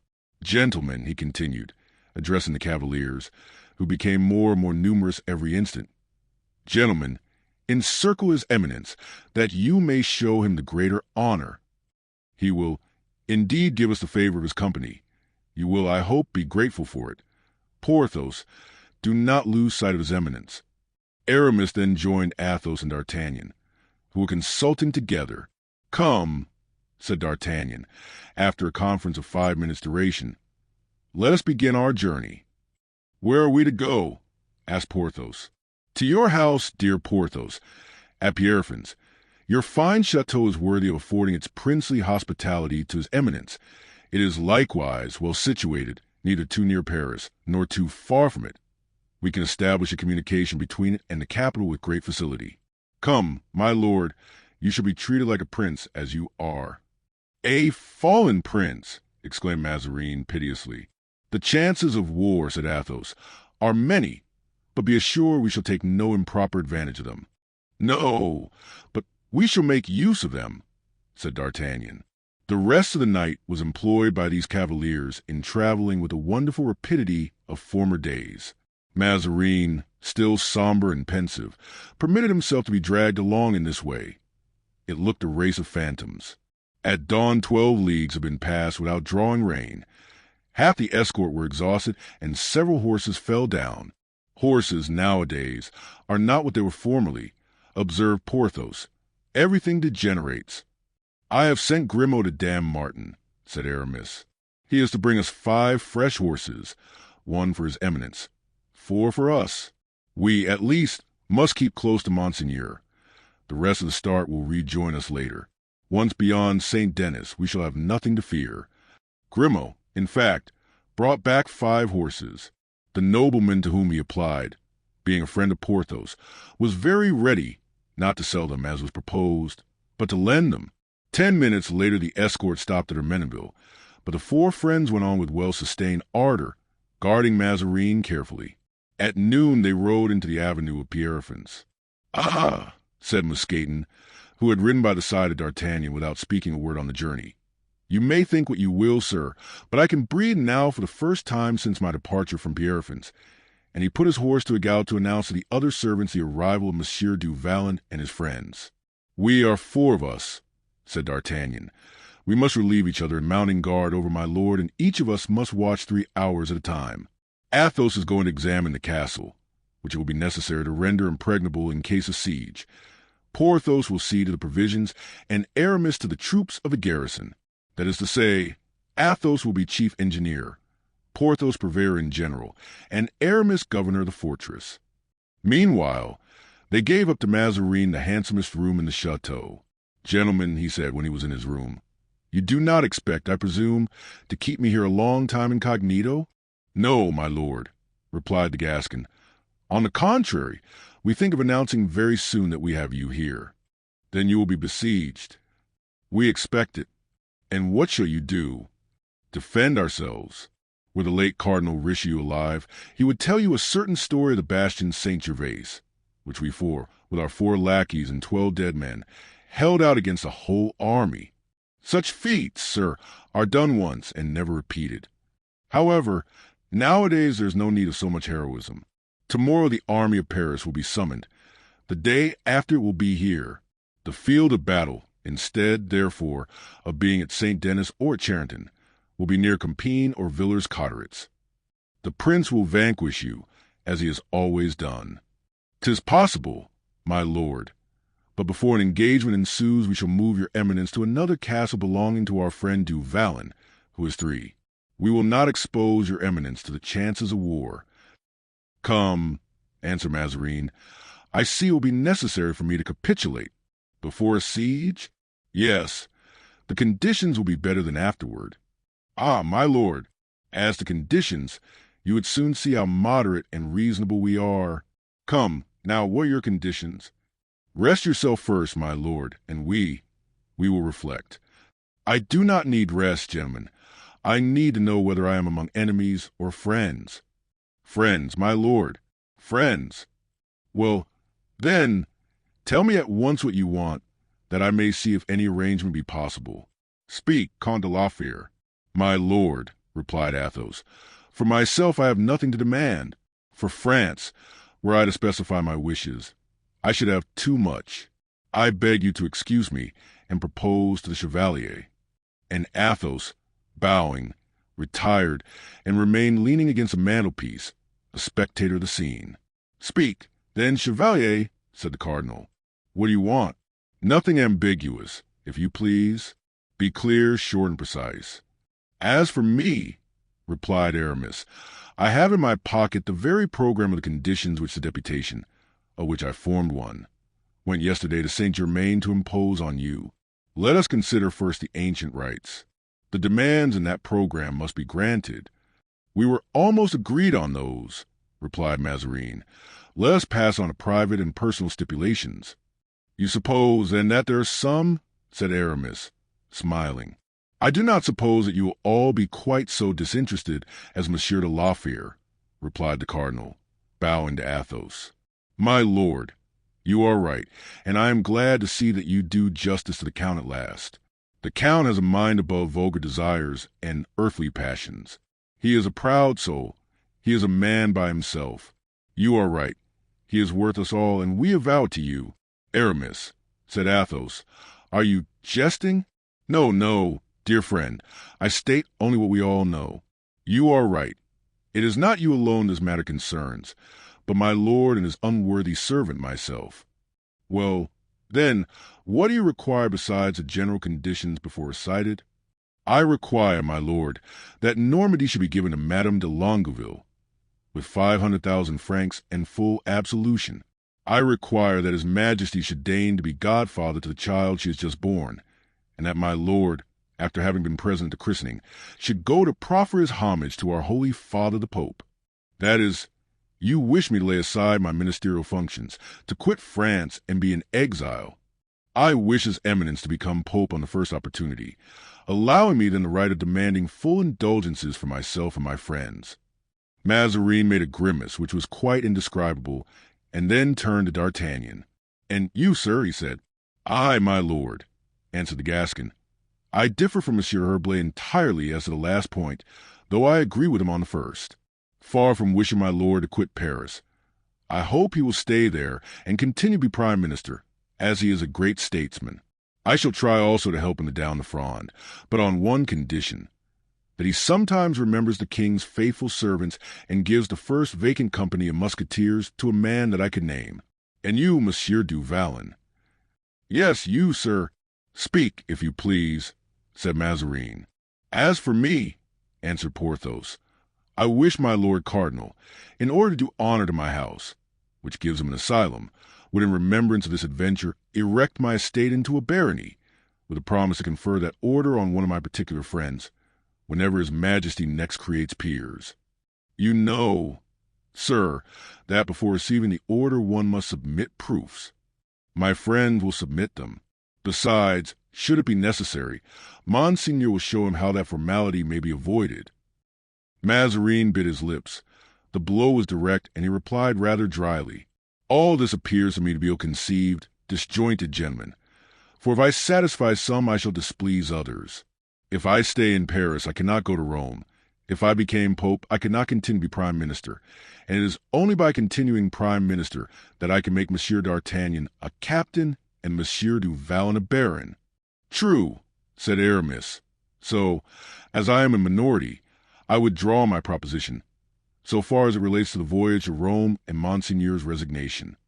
I am to remain minister, then, said Mazarin. You remain minister. That is understood, said D'Artagnan. France needs you, and I desist from my pretensions, said Aramis. His Eminence will continue to be Prime Minister and Her Majesty's favorite, if he will grant to me and my friends what we demand for France and for ourselves. Occupy yourselves with your own affairs, gentlemen, and let France settle matters as she will with me, resumed Mazarin. Ho, ho, replied Aramis. The Frondeurs will have a treaty, and your eminence must sign it before us, promising at the same time to obtain the Queen's consent to it." "I can answer only for myself," said Mazarin. "I cannot answer for the Queen. Suppose Her Majesty refuses." "Oh," said D'Artagnan, "Monseigneur knows very well that Her Majesty refuses him nothing." "Here, Monseigneur," said Aramis, "is the treaty proposed by the deputation of Frondeurs. Will your eminence please read and examine? I am acquainted with it." "Sign it, then." "Reflect, gentlemen, that a signature given under circumstances like the present might be regarded as extorted by violence. Monseigneur will be at hand to testify that it was freely given. Suppose I refuse?" "Then," said D'Artagnan, "your eminence must expect the consequences of refusal. Would you dare to touch a cardinal? You have dared, my lord, to imprison Her Majesty's Musketeers." "The Queen will revenge me, gentlemen." "I do not think so, although inclination might lead her to do so. But we shall take your eminence to Paris, and the Parisians will defend us." "How uneasy they must be at this moment at Rouen and Saint-Germain," said Aramis. "How they must be asking, 'Where is the cardinal? What has become of the minister? Where has the favorite gone?' How they must be looking for Monseigneur in all corners. What comments must be made? And if the Fronde knows that Monseigneur has disappeared, how the Fronde must triumph." "It is frightful," murmured Mazarin. "Sign the treaty, then, Monseigneur," said Aramis. "Suppose the Queen should refuse to ratify it?" "Ah, nonsense!" cried D'Artagnan. "I can manage so that Her Majesty will receive me well. I know an excellent method." "What?" "I shall take Her Majesty the letter in which you tell her that the finances are exhausted." "And then?" asked Mazarin, turning pale. "When I see Her Majesty embarrassed, I shall conduct her to Rouen, make her enter the orangery, and show her a certain spring which turns a box." "Enough, sir," muttered the cardinal. "You have said enough. Where's the treaty?" "Here it is," replied Aramis. "Sign, my lord." And he gave him a pen. Mazarin arose, walked some moments, thoughtful, but not dejected. "And when I have signed," he said, "what is to be my guarantee?" "My word of honor, sir," said Athos. Mazarin started, turned toward the Comte de la Fere, and looking for an instant at that grand and honest countenance, took the pen. "It is sufficient, Count," he said, and signed the treaty. "And now, Monsieur d'Artagnan," he said, "prepare to set off for Saint-Germain and take a letter from me to the Queen." Chapter 88 shows how with threat and pen more is effected than by the sword. D'Artagnan knew his part well. He was aware that opportunity has a forelock only for him who will take it, and he was not a man to let it go by him without seizing it. He soon arranged a prompt and certain manner of traveling, by sending relays of horses to Chantilly, so that he might be in Paris in 5 or 6 hours. But before setting out, he reflected that for a lad of intelligence and experience, he was in a singular predicament, since he was proceeding toward uncertainty and leaving certainty behind him. "In fact," he said, as he was about to mount and start on his dangerous mission, "Athos, for generosity, is a hero of romance. Porthos has an excellent disposition, but is easily influenced. Aramis has a hieroglyphic countenance, always illegible. What will come out of those 3 elements when I am no longer present to combine them? The deliverance of the cardinal, perhaps. Now, the deliverance of the cardinal will be the ruin of our hopes, and our hopes are thus far the only recompense we have for labors in comparison with which those of Hercules were pygmean." He went to find Aramis. "You, my dear Chevalier d'Herblay," he said, "are the Fronde incarnate. Mistrust Athos, therefore, who will not prosecute the affairs of anyone, even his own. Mistrust Porthos, especially, who, to please the Count whom he regards as God on earth, will assist him in contriving Mazarin's escape, if Mazarin has the wit to weep or play the chivalric." Aramis smiled. His smile was at once cunning and resolute. "Fear nothing," he said. "I have my conditions to impose. My private ambition tends only to the profit of him who has justice on his side." "Good," thought D'Artagnan. "In this direction I am satisfied." He pressed Aramis's hand and went in search of Porthos. "Friend," he said, "you have worked so hard with me toward building up our fortune that, At the moment when we are about to reap the fruits of our labors, it would be a ridiculous piece of silliness in you to allow yourself to be controlled by Aramis, whose cunning you know, a cunning which, we may say between ourselves, is not always without egotism, or by Athos, a noble and disinterested man, but blasé, who, desiring nothing further for himself, doesn't sympathize with the desires of others. What should you say if either of these two friends proposed to you to let Mazarin go? Why, I should say that we had too much trouble in taking him to let him off so easily. Bravo, Porthos. And you would be right, my friend, for in losing him you would lose your barony, which you have in your grasp, to say nothing of the fact that, were he once out of this, Mazarin would have you hanged. Do you think so? I am sure of it. Then I would kill him rather than let him go. And you would act rightly. There is no question, you understand, provided we secure our own interests, of securing those of the Frondeurs, who, besides, don't understand political matters as we old soldiers do. Never fear, dear friend, said Porthos. I shall see you through the window as you mount your horse. I shall follow you with my eyes as long as you are in sight. Then I shall place myself at the cardinal's door, a door with glass windows. I shall see everything, and at the least suspicious sign, I shall begin to exterminate. Bravo, thought D'Artagnan. On this side, I think the cardinal will be well guarded. He pressed the hand of the Lord of Pierrefonds and went in search of Athos. My dear Athos, he said, I am going away. I have only one thing to say to you. You know and of Austria. The captivity of Mazarin alone guarantees my life. If you let him go, I am a dead man. I needed nothing less than that consideration, my dear D'Artagnan, to persuade myself to adopt the role of jailer. I give you my word that you will find the cardinal where you leave him. This reassures me more than all the royal signatures, thought D'Artagnan. Now that I have the word of Athos, I can set out. D'Artagnan started alone on his journey, without other escort than a sword, and with a simple passport from Mazarin to secure his admission to the Queen's presence. 6 hours after he left Pierrefonds, he was at Saint-Germain. The disappearance of Mazarin was not, as yet, generally known, and of Austria was informed of it, and concealed her uneasiness from every one. In the chamber of D'Artagnan and Porthos the two soldiers had been found bound and gagged. On recovering the use of their limbs and tongues they could, of course, tell nothing but what they knew, that they had been seized, stripped, and bound. But as to what had been done by Porthos and D'Artagnan afterward, they were as ignorant as all the inhabitants of the chateau. Bernouin alone knew a little more than the others. Bernouin, seeing that his master did not return and hearing the stroke of midnight, had made an examination of the orangery. The first door, barricaded with furniture, had aroused in him certain suspicions, but without communicating his suspicions to anyone, he had patiently worked his way into the midst of all that confusion. Then he came to the corridor, all the doors which he found open. So, too, was the door of Athos's chamber and that of the park. From a latter point it was easy to follow tracks on the snow. He saw that these tracks tended toward the wall. On the other side he found similar tracks, then footprints of horses, and then signs of a troop of cavalry which had moved away in the direction of Enghien.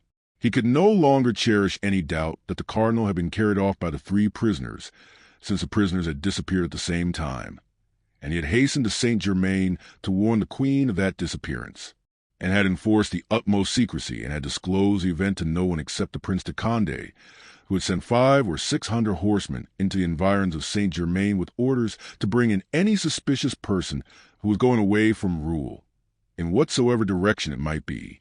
Now, since D'Artagnan did not constitute a body of horsemen, since he was alone, since he was not going away from Rouen and was going to Saint-Germain, no one paid any attention to him, and his journey was not obstructed in any way.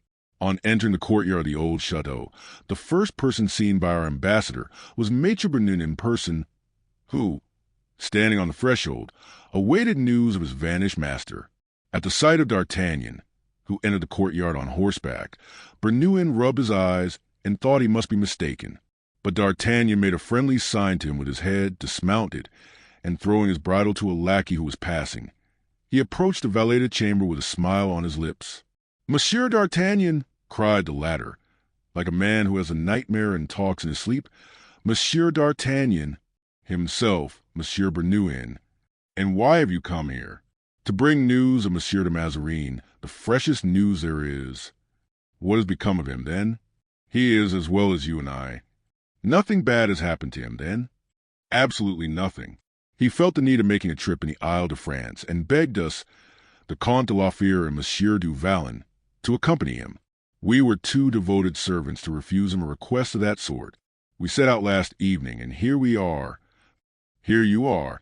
His Eminence had something to communicate to Her Majesty, something secret and private, a mission that could be confided only to a sure man, and so has sent me to Saint-Germain. And therefore, my dear Monsieur Bernouin, if you wish to do what will be pleasing to your master, announce to Her Majesty that I have come, and tell her with what purpose. Whether he spoke seriously or in jest, since it was evident that under existing circumstances D'Artagnan was the only man who could relieve the Queen's uneasiness, Bernouin went without hesitation to announce to her this strange embassy, and as if foreseen, the Queen gave orders to introduce Monsieur d'Artagnan at once. D'Artagnan approached the sovereign with every mark of profound respect, and having fallen on his knees, presented to her the cardinal's letter. It was, however, merely a letter of introduction. The Queen read it, recognized the writing, and, since there were no details in it what had occurred, asked for particulars. D'Artagnan related everything with that simple and ingenuous air which he knew how to assume on occasions. The Queen, as he went on, looked at him with increasing astonishment. She could not comprehend how a man could conceive such an enterprise, and still less how he could have the audacity to disclose it to her whose interest and almost duty it was to punish him. "How, sir," she cried, as D'Artagnan finished, "you dare to tell me the details of your crime, to give me an account of your treason? Pardon, madam, but I think that either I have expressed myself badly or your Majesty has imperfectly understood me. There is here no question of crime or treason. Monsieur de Mazarin held us in prison, Monsieur du Vallon and myself, because we could not believe it had sent us to England to quietly look on while they cut off the head of Charles I, brother-in-law of the late king, your husband, the consort of Madame Henrietta, your sister, and your guest, and because we did all that we could do to save the life of the royal martyr. We were then convinced, my friend and I, that there was some error of which we were the victims, and that an explanation was called for between His Eminence and ourselves. Now, that an explanation may bear fruit, it is necessary that it should be quietly conducted, far from noise and interruption. We have therefore taken away Monsieur le Cardinal to my friend's chateau, and there we have come to an understanding. Well, madam, it proved to be as we had supposed. There was a mistake. Monsieur de Mazarin had thought that we had rendered service to General Cromwell instead of King Charles, which would have been a disgrace, rebounding from us to him, and from him to your Majesty, a dishonor which would have tainted the royalty of your illustrious son. We were able to prove the contrary, and that proof we are ready to give to your Majesty, calling in support of the august widow weeping in the Louvre, where your royal munificence has provided for her a home. That proof satisfied him so completely that, as a sign of satisfaction, he has sent me, as your Majesty may see, to consider with you what reparation should be made to gentlemen unjustly treated and wrongfully persecuted. I listen to you, and I wonder at you, sir, said the Queen. In fact, I have rarely seen such excess of impudence. Your Majesty on your side, said D'Artagnan, is as much mistaken as to our intentions as the Cardinal Mazarin has always been. You are in error, sir, answered the Queen. I am so little mistaken that in 10 minutes you shall be arrested, and in an hour I shall set off at the head of my army to release my minister. I am sure your Majesty will not commit such an act of imprudence. First, because it would be useless and would produce the most disastrous results. Before he could be possibly set free, the cardinal would be dead. And indeed, so convinced is he of this, that he entreated me, should I find your Majesty disposed to act in this way, to do all I could induce you to change your resolution. Well, then, I will content myself with arresting you. Madam, the possibility of my arrest has been foreseen, and should I not have returned by tomorrow, at a certain hour the next day the cardinal will be brought to Paris and delivered to the Parliament. It is evident, sir, that your position has kept you out of relation to men and affairs. Otherwise you would know that since we left Paris, Monsieur le Cardinal has returned thither 5 or 6 times, that he has met de Beaufort, de Bouillon, the coadjutor, and d'Elbeuf, and that not one of them had any desire to arrest him. Your pardon, madam, I know all that. And therefore my friends will conduct Monsieur le Cardinal neither to the Beaufort, nor to the Bouillon, nor to the Coadjutor, nor to Delboeuf. These gentlemen wage war on private account, and in buying them up, by granting them what they wished, Monsieur le Cardinal has made a good bargain. He will be delivered to the Parliament, members of which can, of course, be bought. But even Monsieur de Mazarin is not rich enough to buy the whole body. I think, returned of Austria, fixing upon him a glance, which in any woman's face would have expressed disdain, but in the Queen's spread terror to those she looked upon. Nay, I perceive you dare to threaten the mother of your sovereign. Madam, replied D'Artagnan, I threaten simply and solely because I am obliged to do so. Believe me, madam, as true a thing as it is that a heart beats in this bosom, a heart devoted to you, believe that you've been the idol of our lives, that we have, as you well know, good heaven, risked our lives 20 times to your majesty. Have you, then, madam, no compassion for your servants who for 20 years have vegetated in obscurity, without betraying in a single sigh the solemn and sacred secrets they have had the honor to share with you? Look at me, madam, at me, whom you accuse of speaking loud and threateningly. What am I? A poor officer, without fortune, without protection, without a future, unless the eye of my queen, which I have sought so long, rests on me for a moment. Look at the Comte de la Fere, a type of nobility, a flower of chivalry.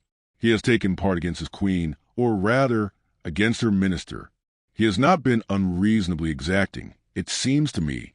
Look at Monsieur du Vallon, that faithful soul, that arm of steel, who for 20 years has awaited the word from your lips which will make him in rank what he is in sentiment and in courage. Consider, in short, your people who love you and who yet are famished, who have no other wish than to bless you, and who, nevertheless, no, I am wrong. Your subjects, madam, will never curse you. Say one word to them and all will be ended. Peace succeed war, joy tears, and happiness to misfortune. And of Austria looked with wonderment on the warlike countenance of D'Artagnan, which betrayed a singular expression of deep feeling. Why did you not say all this before you took action, sir? She said. Because, madam, it was necessary to prove to your majesty one thing of which you doubted, that is, that we still possess amongst us some valor and are worthy of some consideration at your hands. And that valor would shrink from no undertaking, according to what I see. It has hesitated at nothing in the past. Why, then, should it be less daring in the future? Then, in case of my refusal, this valor, should a struggle occur, will even go the length of carrying me off in the midst of my court, to deliver me into the hands of the Fronde, as you propose to deliver my minister? We have not thought about it yet, madam, answered D'Artagnan, with that Gascon effrontery which had in him the appearance of naivete. But if we were to resolve upon it, we should do it most certainly. I ought, muttered into herself, by this time to remember that these men are giants. Alas, madam, exclaimed D'Artagnan, this proves to me that not till today has your majesty had a just idea of us. Perhaps, said in, but that idea, if at last I have it, your majesty will do us justice. In doing us justice, you will no longer treat us as men of vulgar stamp. You will see in me an ambassador worthy of the high interests he is authorized to discuss with his sovereign. Where is the treaty? Here it is. And of Austria cast her eyes upon the treaty that D'Artagnan presented to her. I do not see here, she said, anything but general conditions, the interests of the Prince de Conde or the Ducs de Beaufort, the Bouillon and D'Elbeuf and the Coadjutor are herein consulted. But with regard to yours, we do ourselves justice, madam, even in assuming the high position that we have. We do not think ourselves worthy to stand near such great names. But you, I presume, have decided to assert your pretensions viva voce? I believe you, madam, to be a great and powerful queen, and that it will be unworthy of your power and greatness if you do not recompense the arms which will bring back his eminence to Saint-Germain. It is my intention so to do. Come, let us hear you. Speak. He who has negotiated these matters. Forgive me if I begin by speaking of myself, but I must claim that importance which has been given to me, not assumed by me. He who has arranged matters for the return of the cardinal ought, it appears to me, in order that his reward may not be unworthy of your majesty, to be made commandant of the guards, an appointment something like that of captain of the Musketeers.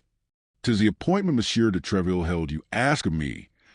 The place, madam, is vacant, and although 'tis a year since Monsieur de Treville has left it, it has not been filled. But it is one of the principal military appointments in the king's household. Monsieur de Treville was but younger son of a simple Gascon family. Like me, madam, he occupied that post for 20 years. You have an answer ready for everything, replied the queen, and she took from her bureau a document, which he filled up and signed. Undoubtedly, madam, said D'Artagnan, taking the document and bowing. This is a noble reward, but everything in the world is unstable, and the man who happened to fall into disgrace with your majesty might lose his office tomorrow. What more do you want? Asked the queen, coloring, as she found that she had to deal with a mind as subtle as her own. 100,000 francs for this poor captain of Musketeers, to be paid whenever his services shall no longer be acceptable to your majesty. And hesitated. To think of the Parisians, soliloquized D'Artagnan, offering only the other day, by an edict of the Parliament, 600,000 francs to any man soever who would deliver up the cardinal to them, dead or alive, if alive, in order to hang him, if dead, to deny him the rights of Christian burial. Come, said in, 'tis reasonable, since you only ask from a queen the sixth of what the Parliament has proposed, and she signed an order for 100,000 francs. Now then, she said, what next? Madam, my friend Du Vallon is rich, and has therefore nothing in the way of fortune to desire. But I think I remember that there was a question between him and Monsieur Mazarin as to making his estate a barony. Nay, it must have been a promise. A country clown, said an of Austria. People will laugh. Let them, answered D'Artagnan. But I am sure of one thing, that those who laugh at him in his presence will never laugh a second time. Here goes the barony, said the queen. She signed a patent. Now there remains a chevalier, or the Abbé d'Herblay, as your majesty pleases. Does he wish to be a bishop? No, madam, something easy to grant. What? It is that the king should deign to stand godfather to the son of Madame de Longueville. The queen smiled. Monsieur de Longueville is of royal blood, madam, said D'Artagnan.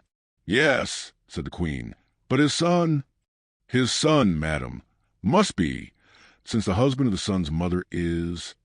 And your friend has nothing more to ask from Madame de Longueville? No, madam, for I presume that the king, standing godfather to him, could do no less than present him with 500,000 francs, giving his father, also, the government of Normandy. As to the government of Normandy, replied the queen, I think I can promise, but with regard to the present, the cardinal is always telling me there is no more money in the royal coffers. We shall search for some, madam, and I think we can find a little, and if your majesty approves, we will seek for some together. What next? What next, madam? Yes, that is all. Haven't you, then, a fourth companion? Yes, madam, the Comte de la Fere. What does he ask? Nothing. There is in the world, then, one man who, having the power to ask, asks nothing. There is the Comte de la Fere, madam. The Comte de la Fere is not a man. What is he, then? The Comte de la Fere is a demigod. Has he not a son, a young man, a relative, a nephew, of whom Comminges spoke to me as being a brave boy, and who, with Monsieur de Chatillon, brought the standards from Lens? He has, as your majesty has said, a ward, who is called the Vicomte de Bragelonne. If that young man should be appointed to a regiment, what would his guardian say? Perhaps he would accept. Perhaps? Yes, if your majesty herself should beg him to accept. He must be indeed a strange man. Well, we will reflect, and perhaps we will beg him. Are you satisfied, sir? There is one thing the queen has not signed, her assent to the treaty. Of what use today? I will sign it tomorrow. I can assure her majesty that if she does not sign today, she will not have time to sign tomorrow. Consent, then, I beg you, madam, to write at the bottom of the schedule, which has been drawn up by Mazarin, as you see. I consent to ratify the treaty proposed by the Parisians, and was caught. She could not draw back. She signed. But scarcely had she done so when pride burst forth and she began to weep. D'Artagnan started on seeing these tears. Since that period of history, queens have shed tears, like other women. The Gascon shook his head. These tears from royalty melted his heart. "Madam," he said, kneeling, "look upon the unhappy man at your feet. He begs you to believe that at a gesture of your majesty everything will be possible to him. He has faith in himself. He has faith in his friends. He wishes also to have faith in his queen. And in proof that he fears nothing, that he counts on nothing, he will restore Monsieur de Mazarin to your majesty without conditions. Behold, madam, here are the august signatures of your majesty's hand. If you think you are right in giving them to me, you shall do so, but from this very moment you are free from any obligation to keep them." And D'Artagnan, full of splendid pride and manly intrepidity, placed in Anne's hands, in a bundle, the papers that he had one by one won from her with so much difficulty. There are moments, for if everything is not good, everything in this world is not bad, in which the most rigid and the coldest soul is softened by the tears of strong emotion, heart-arraigning sentiment. One of these momentary impulses actuated D'Artagnan, when he gave way to his own feelings, which were in accordance with those of the queen, had accomplished more than the most astute diplomacy could have attempted. He was therefore instantly recompensed, either for his address or for his sensibility, whichever it might be termed. "You were right, sir," said Anne. "I misunderstood you. There are the acts signed. I deliver them to you without compulsion. Go and bring me back the cardinal as soon as possible." "Madam," faltered D'Artagnan, "'tis 20 years ago. I have a good memory, since I had the honor behind a piece of tapestry in the Hotel de Ville of kissing one of those lovely hands." "There is the other," replied the queen, "and that the left hand should not be less liberal than the right." She drew from her finger a diamond similar to one formerly given to him. "Take and keep this ring in remembrance of me." "Madam," said D'Artagnan, rising, "I have only one thing more to wish, which is that the next thing you ask from me shall be my life." And with this conclusion, a way peculiar to himself, he rose and left the room. "I never rightly understood those men," said the queen, as she watched him retiring from her presence. "And it is now too late, for in a year the king will be of age." In 24 hours D'Artagnan and Porthos conducted Mazarin to the queen, and the one received his commission, the other his patent of nobility. On the same day the Treaty of Paris was signed, and it was everywhere announced that the cardinal had shut himself up for 3 days in order to draw it up with the greatest care. Here is what each of the parties concerned gained by that treaty. Monsieur de Conde received D'Amberliers, and having made his proofs as general, he succeeded in remaining a soldier instead of being made cardinal. Moreover, something had been said of a marriage with Mazarin's niece. The idea was welcomed by the prince, to whom it was of little importance whom he married, so long as he married someone. The Duc de Beaufort made his entrance at court, receiving ample reparation for the wrongs he had suffered and all the honor due to his rank. Full pardon was accorded to those who had aided in his escape. He received also the office of admiral, which had been held by his father, the Duc de Vendôme, and an indemnity for his houses and castles, demolished by the Parliament of Bretagne. The Duc de Bouillon received domains of value equal to that of his Principality of Sedan, and the title of prince, granted to him and to those belonging to his house.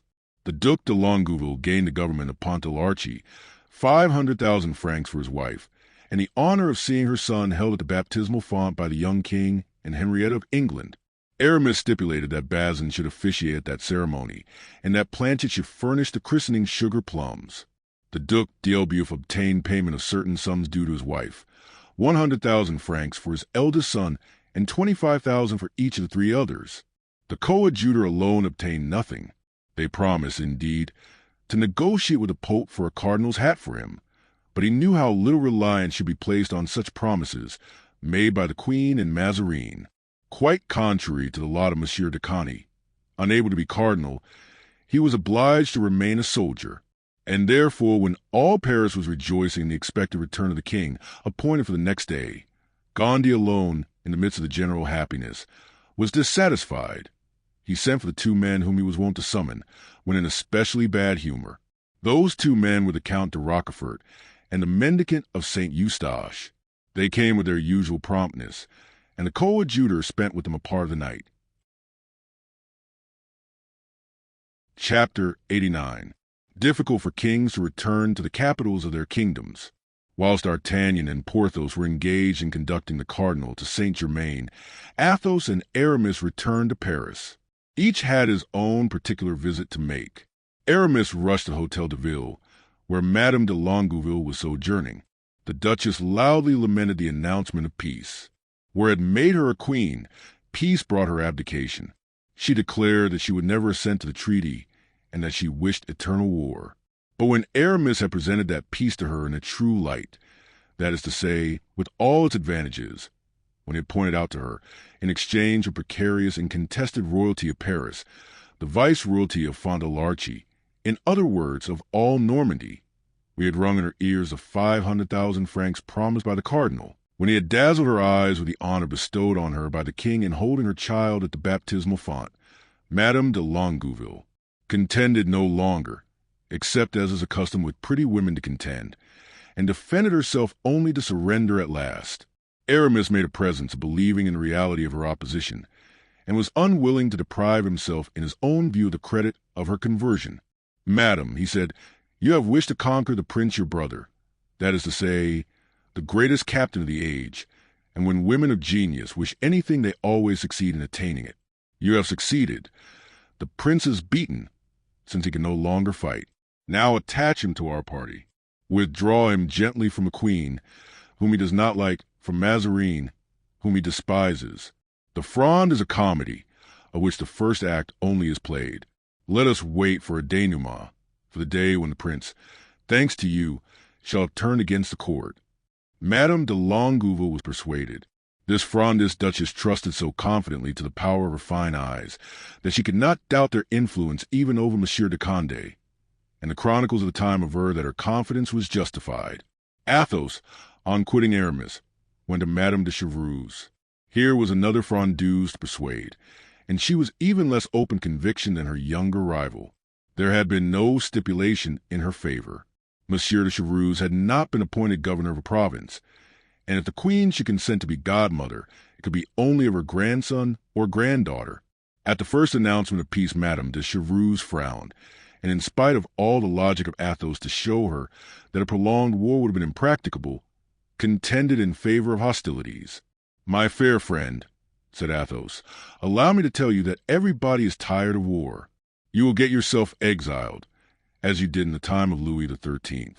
Believe me, we have passed a time of success and intrigue, and your fine eyes are not destined to be eclipsed by regretting Paris, where there will always be two queens as long as you are there." "Oh," cried the Duchess, "I cannot make war alone, but I can avenge myself on that ungrateful queen and most ambitious favorite on the honor of a duchess. I will avenge myself." "Madam," replied Athos, "do not injure the Vicomte de Bragelonne.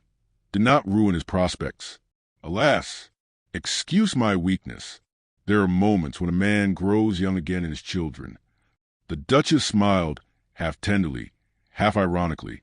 "Count," she said, "you are, I fear, gained over to the court. I suppose you have a blue ribbon in your pocket?" "Yes, madam. I have that of the Garter, which King Charles I gave me some days before he died." "Come, I am growing an old woman," said the Duchess pensively. Athos took her hand and kissed it. She sighed as she looked at him. "Count," she said, "Bragelonne must be a charming place. You are a man of taste. You have water, woods, flowers there." She sighed again and leaned her charming head, gracefully reclined, on her hand, still beautiful in form and color. "Madam," exclaimed Athos, "what were you saying just now about growing old? Never have I seen you look so young, so beautiful." The Duchess shook her head. "Does Monsieur de Bragelonne remain in Paris?" she inquired. "What think you of it?" inquired Athos. "Leave him with me," replied the Duchess. "No, madam. If you have forgotten the history of Oedipus, I, at least, remember it.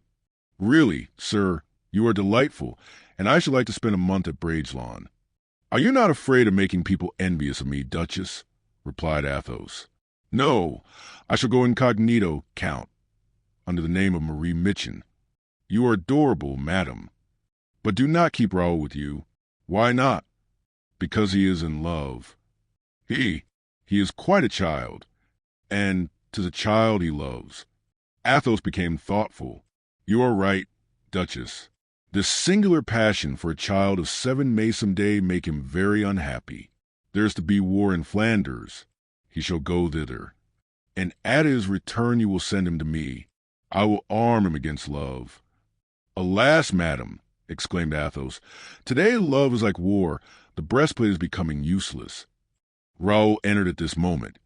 He came to announce that the solemn entrance of the king, queen, and her ministers was to take place on the ensuing day.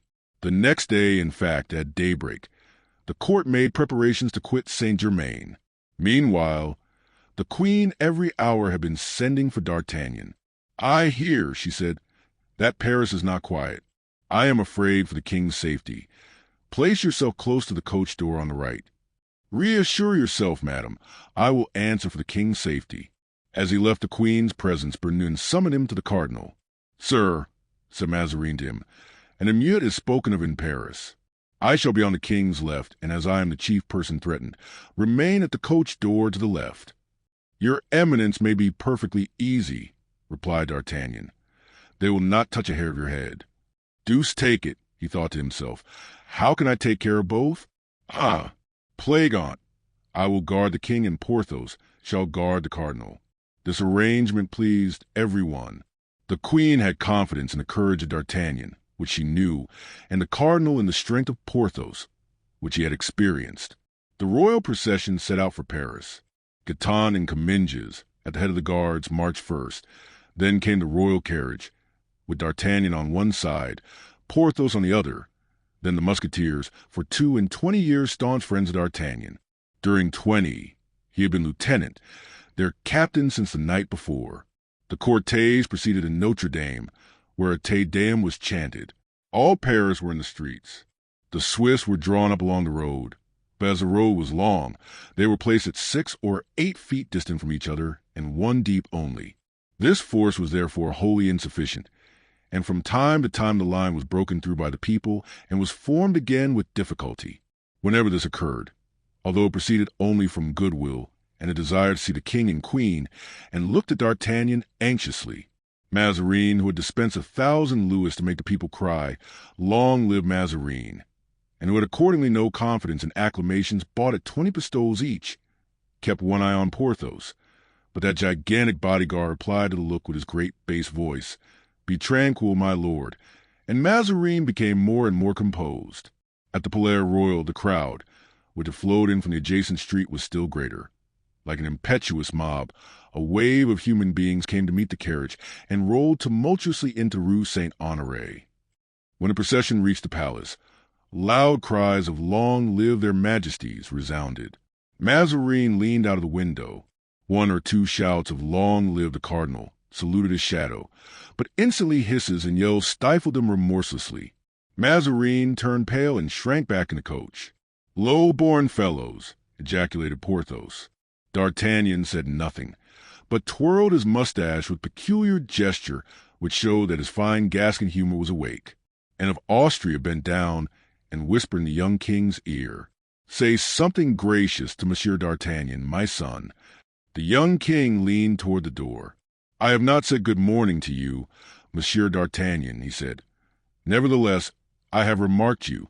It was you who were behind my bed curtains that night the Parisians wished to see me asleep. And if the king permits me," returned the Gascon, "I shall be near him always when there is danger to be encountered."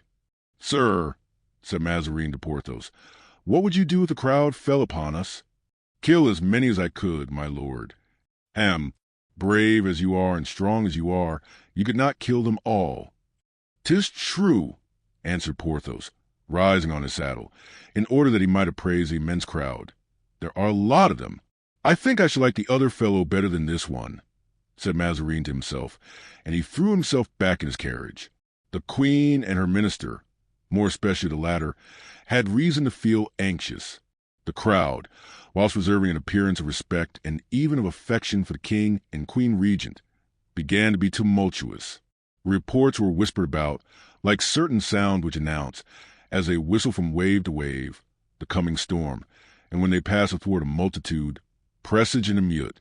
D'Artagnan turned toward the Musketeers and made a sign imperceptible to crowd, but very easily understood by that chosen regiment. The flower of the army. The ranks closed firmly in, and a kind of majestic tremor ran from man to man. At the Barrier de Surgeons the procession was obliged to stop. Comminges left the head of the escort and went to the Queen's carriage, and questioned D'Artagnan by a look.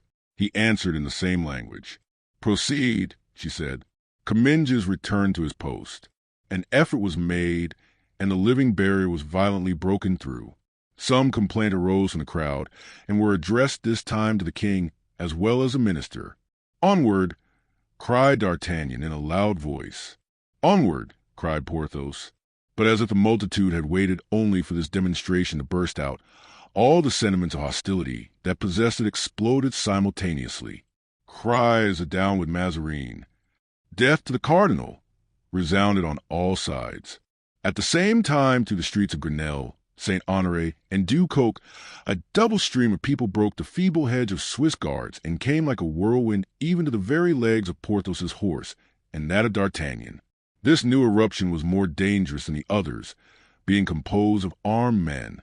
It was plain that it was not the chance combination of those who had collected a number of the malcontents at the same spot, but a concerted, organized attack. Each of these mobs was led by a chief, one of whom appeared to belong, not to the people, but to the honorable corporation of mendicants, and the other, notwithstanding his affected imitation of the people, might easily be discerned to be a gentleman. Both were evidently stimulated by the same impulse. There was a shock which was perceived even in the royal carriage. Myriads of hoarse cries, forming one vast uproar, were heard, mingled with guns firing. "Ho! Musketeers!" cried D'Artagnan. The escort divided into two files. One of them passed around to the right of the carriage, the other to the left. One went to support D'Artagnan, the other Porthos. Then came a skirmish, the more terrible because it had no definite object, the more melancholy because those engaged in it knew not for whom they were fighting.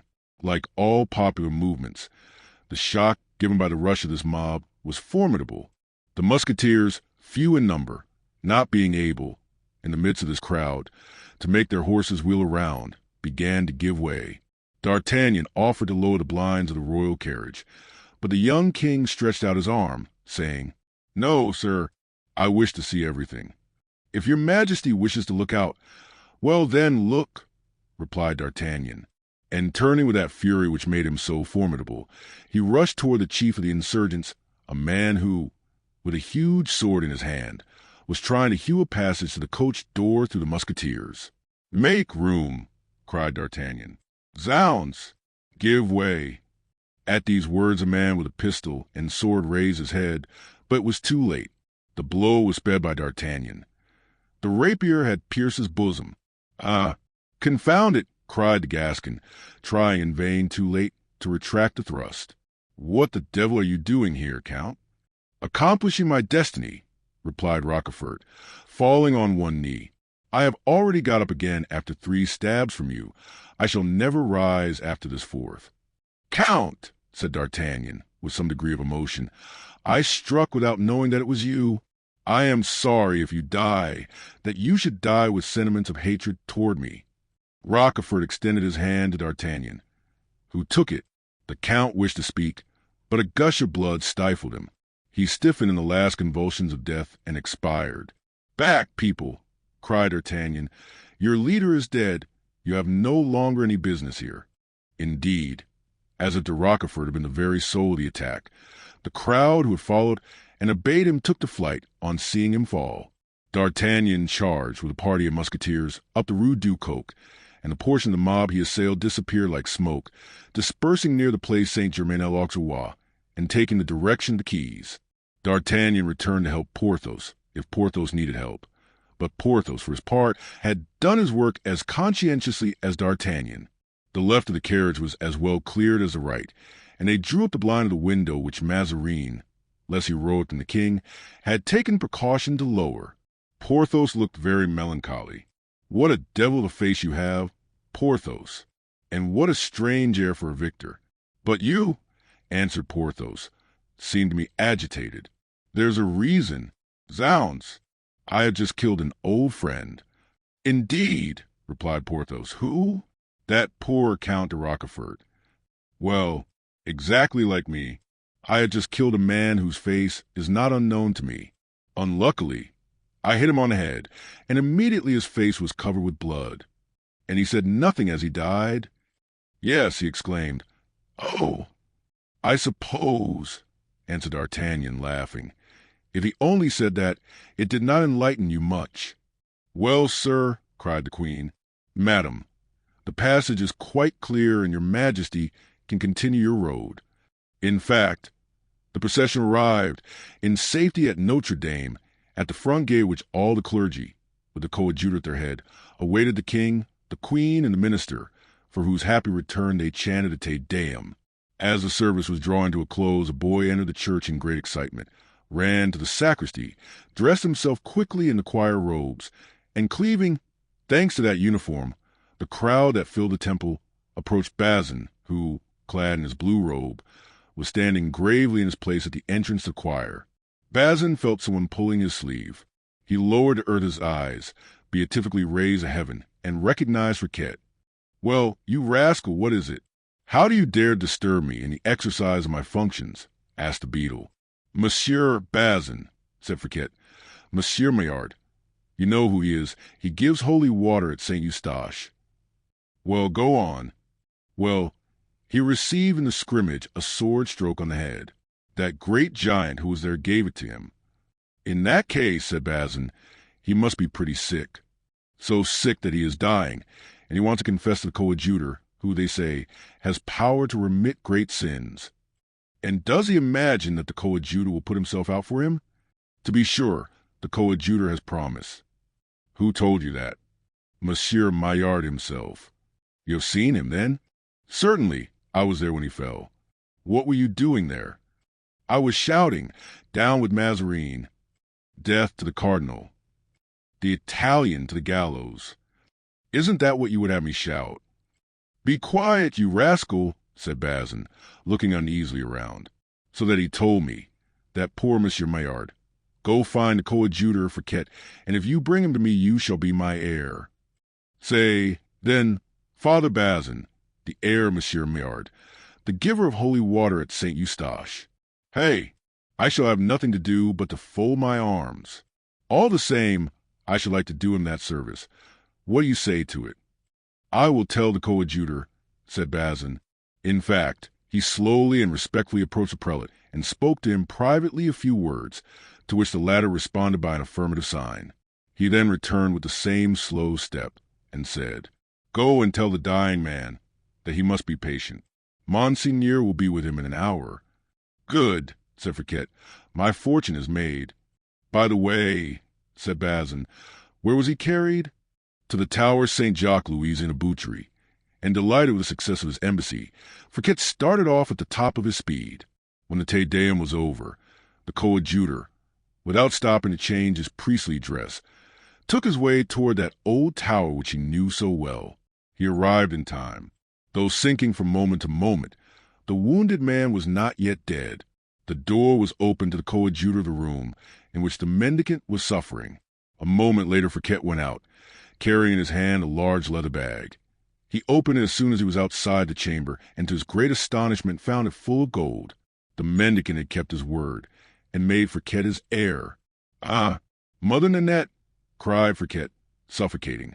Ah, Mother Nanette.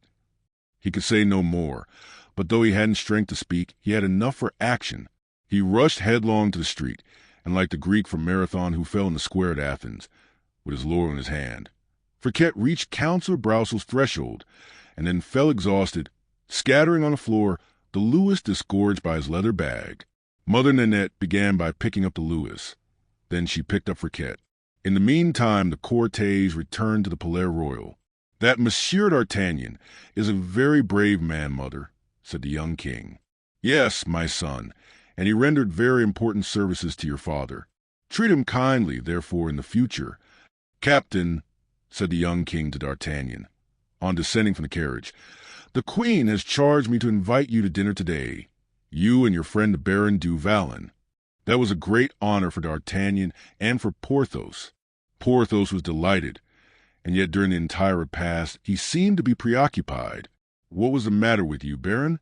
D'Artagnan said to him as they descended the staircase of the Palais Royal. "You seemed at dinner to be anxious about something." "I was trying," said Porthos, "to recall where I had seen that mendicant whom I must have killed." "And you couldn't remember?"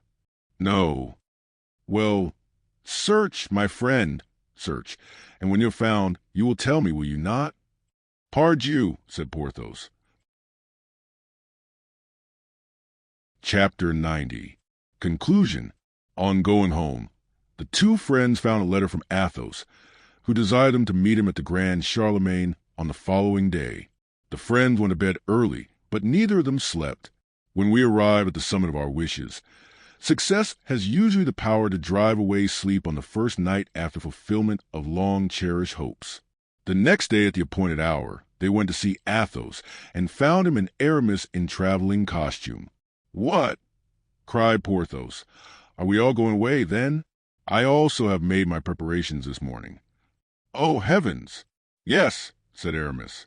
"There's nothing to do in Paris, now there's no Fronde. The Duchess de Longueville has invited me to pass a few days in Normandy, and has deputed me, while her son is being baptized, to go and prepare a residence at Rouen, after which, if nothing new occurs, I shall go and bury myself in my convent at Noisy-le-Sec." "And I," said Athos, "am returning to Bragelonne.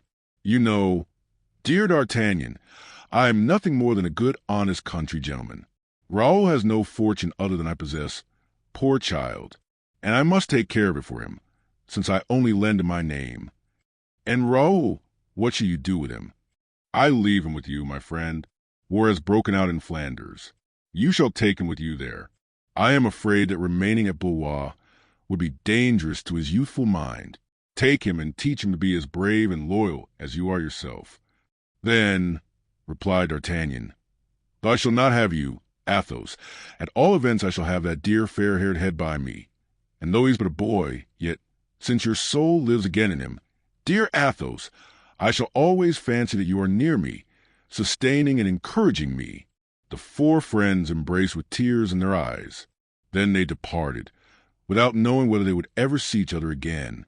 D'Artagnan returned to the Rue Tiquetonne with Porthos, still possessed by the wish to find out who the man was that he had killed. On arriving at the Hôtel de la Chevrette, they found the Baron's equipage all ready and Mousqueton on his saddle. "Come, D'Artagnan," said Porthos, "bid adieu to your sword and go with me to Pierrefonds, to Bracieux, or to Du Vallon. We will grow old together and talk of our companions." "No," replied D'Artagnan. "Deuce take it. The campaign is going to begin. I wish to be there. I expect to get something by it." "What do you expect to get?" "Why, I expect to be made Marechal of France." "Ha! Ha!" cried Porthos, who was not completely taken in by D'Artagnan's gasconades. "Come, my brother, go with me," added D'Artagnan, "and I will see that you are made a duke." "No," answered Porthos. "Mouston has no desire to fight.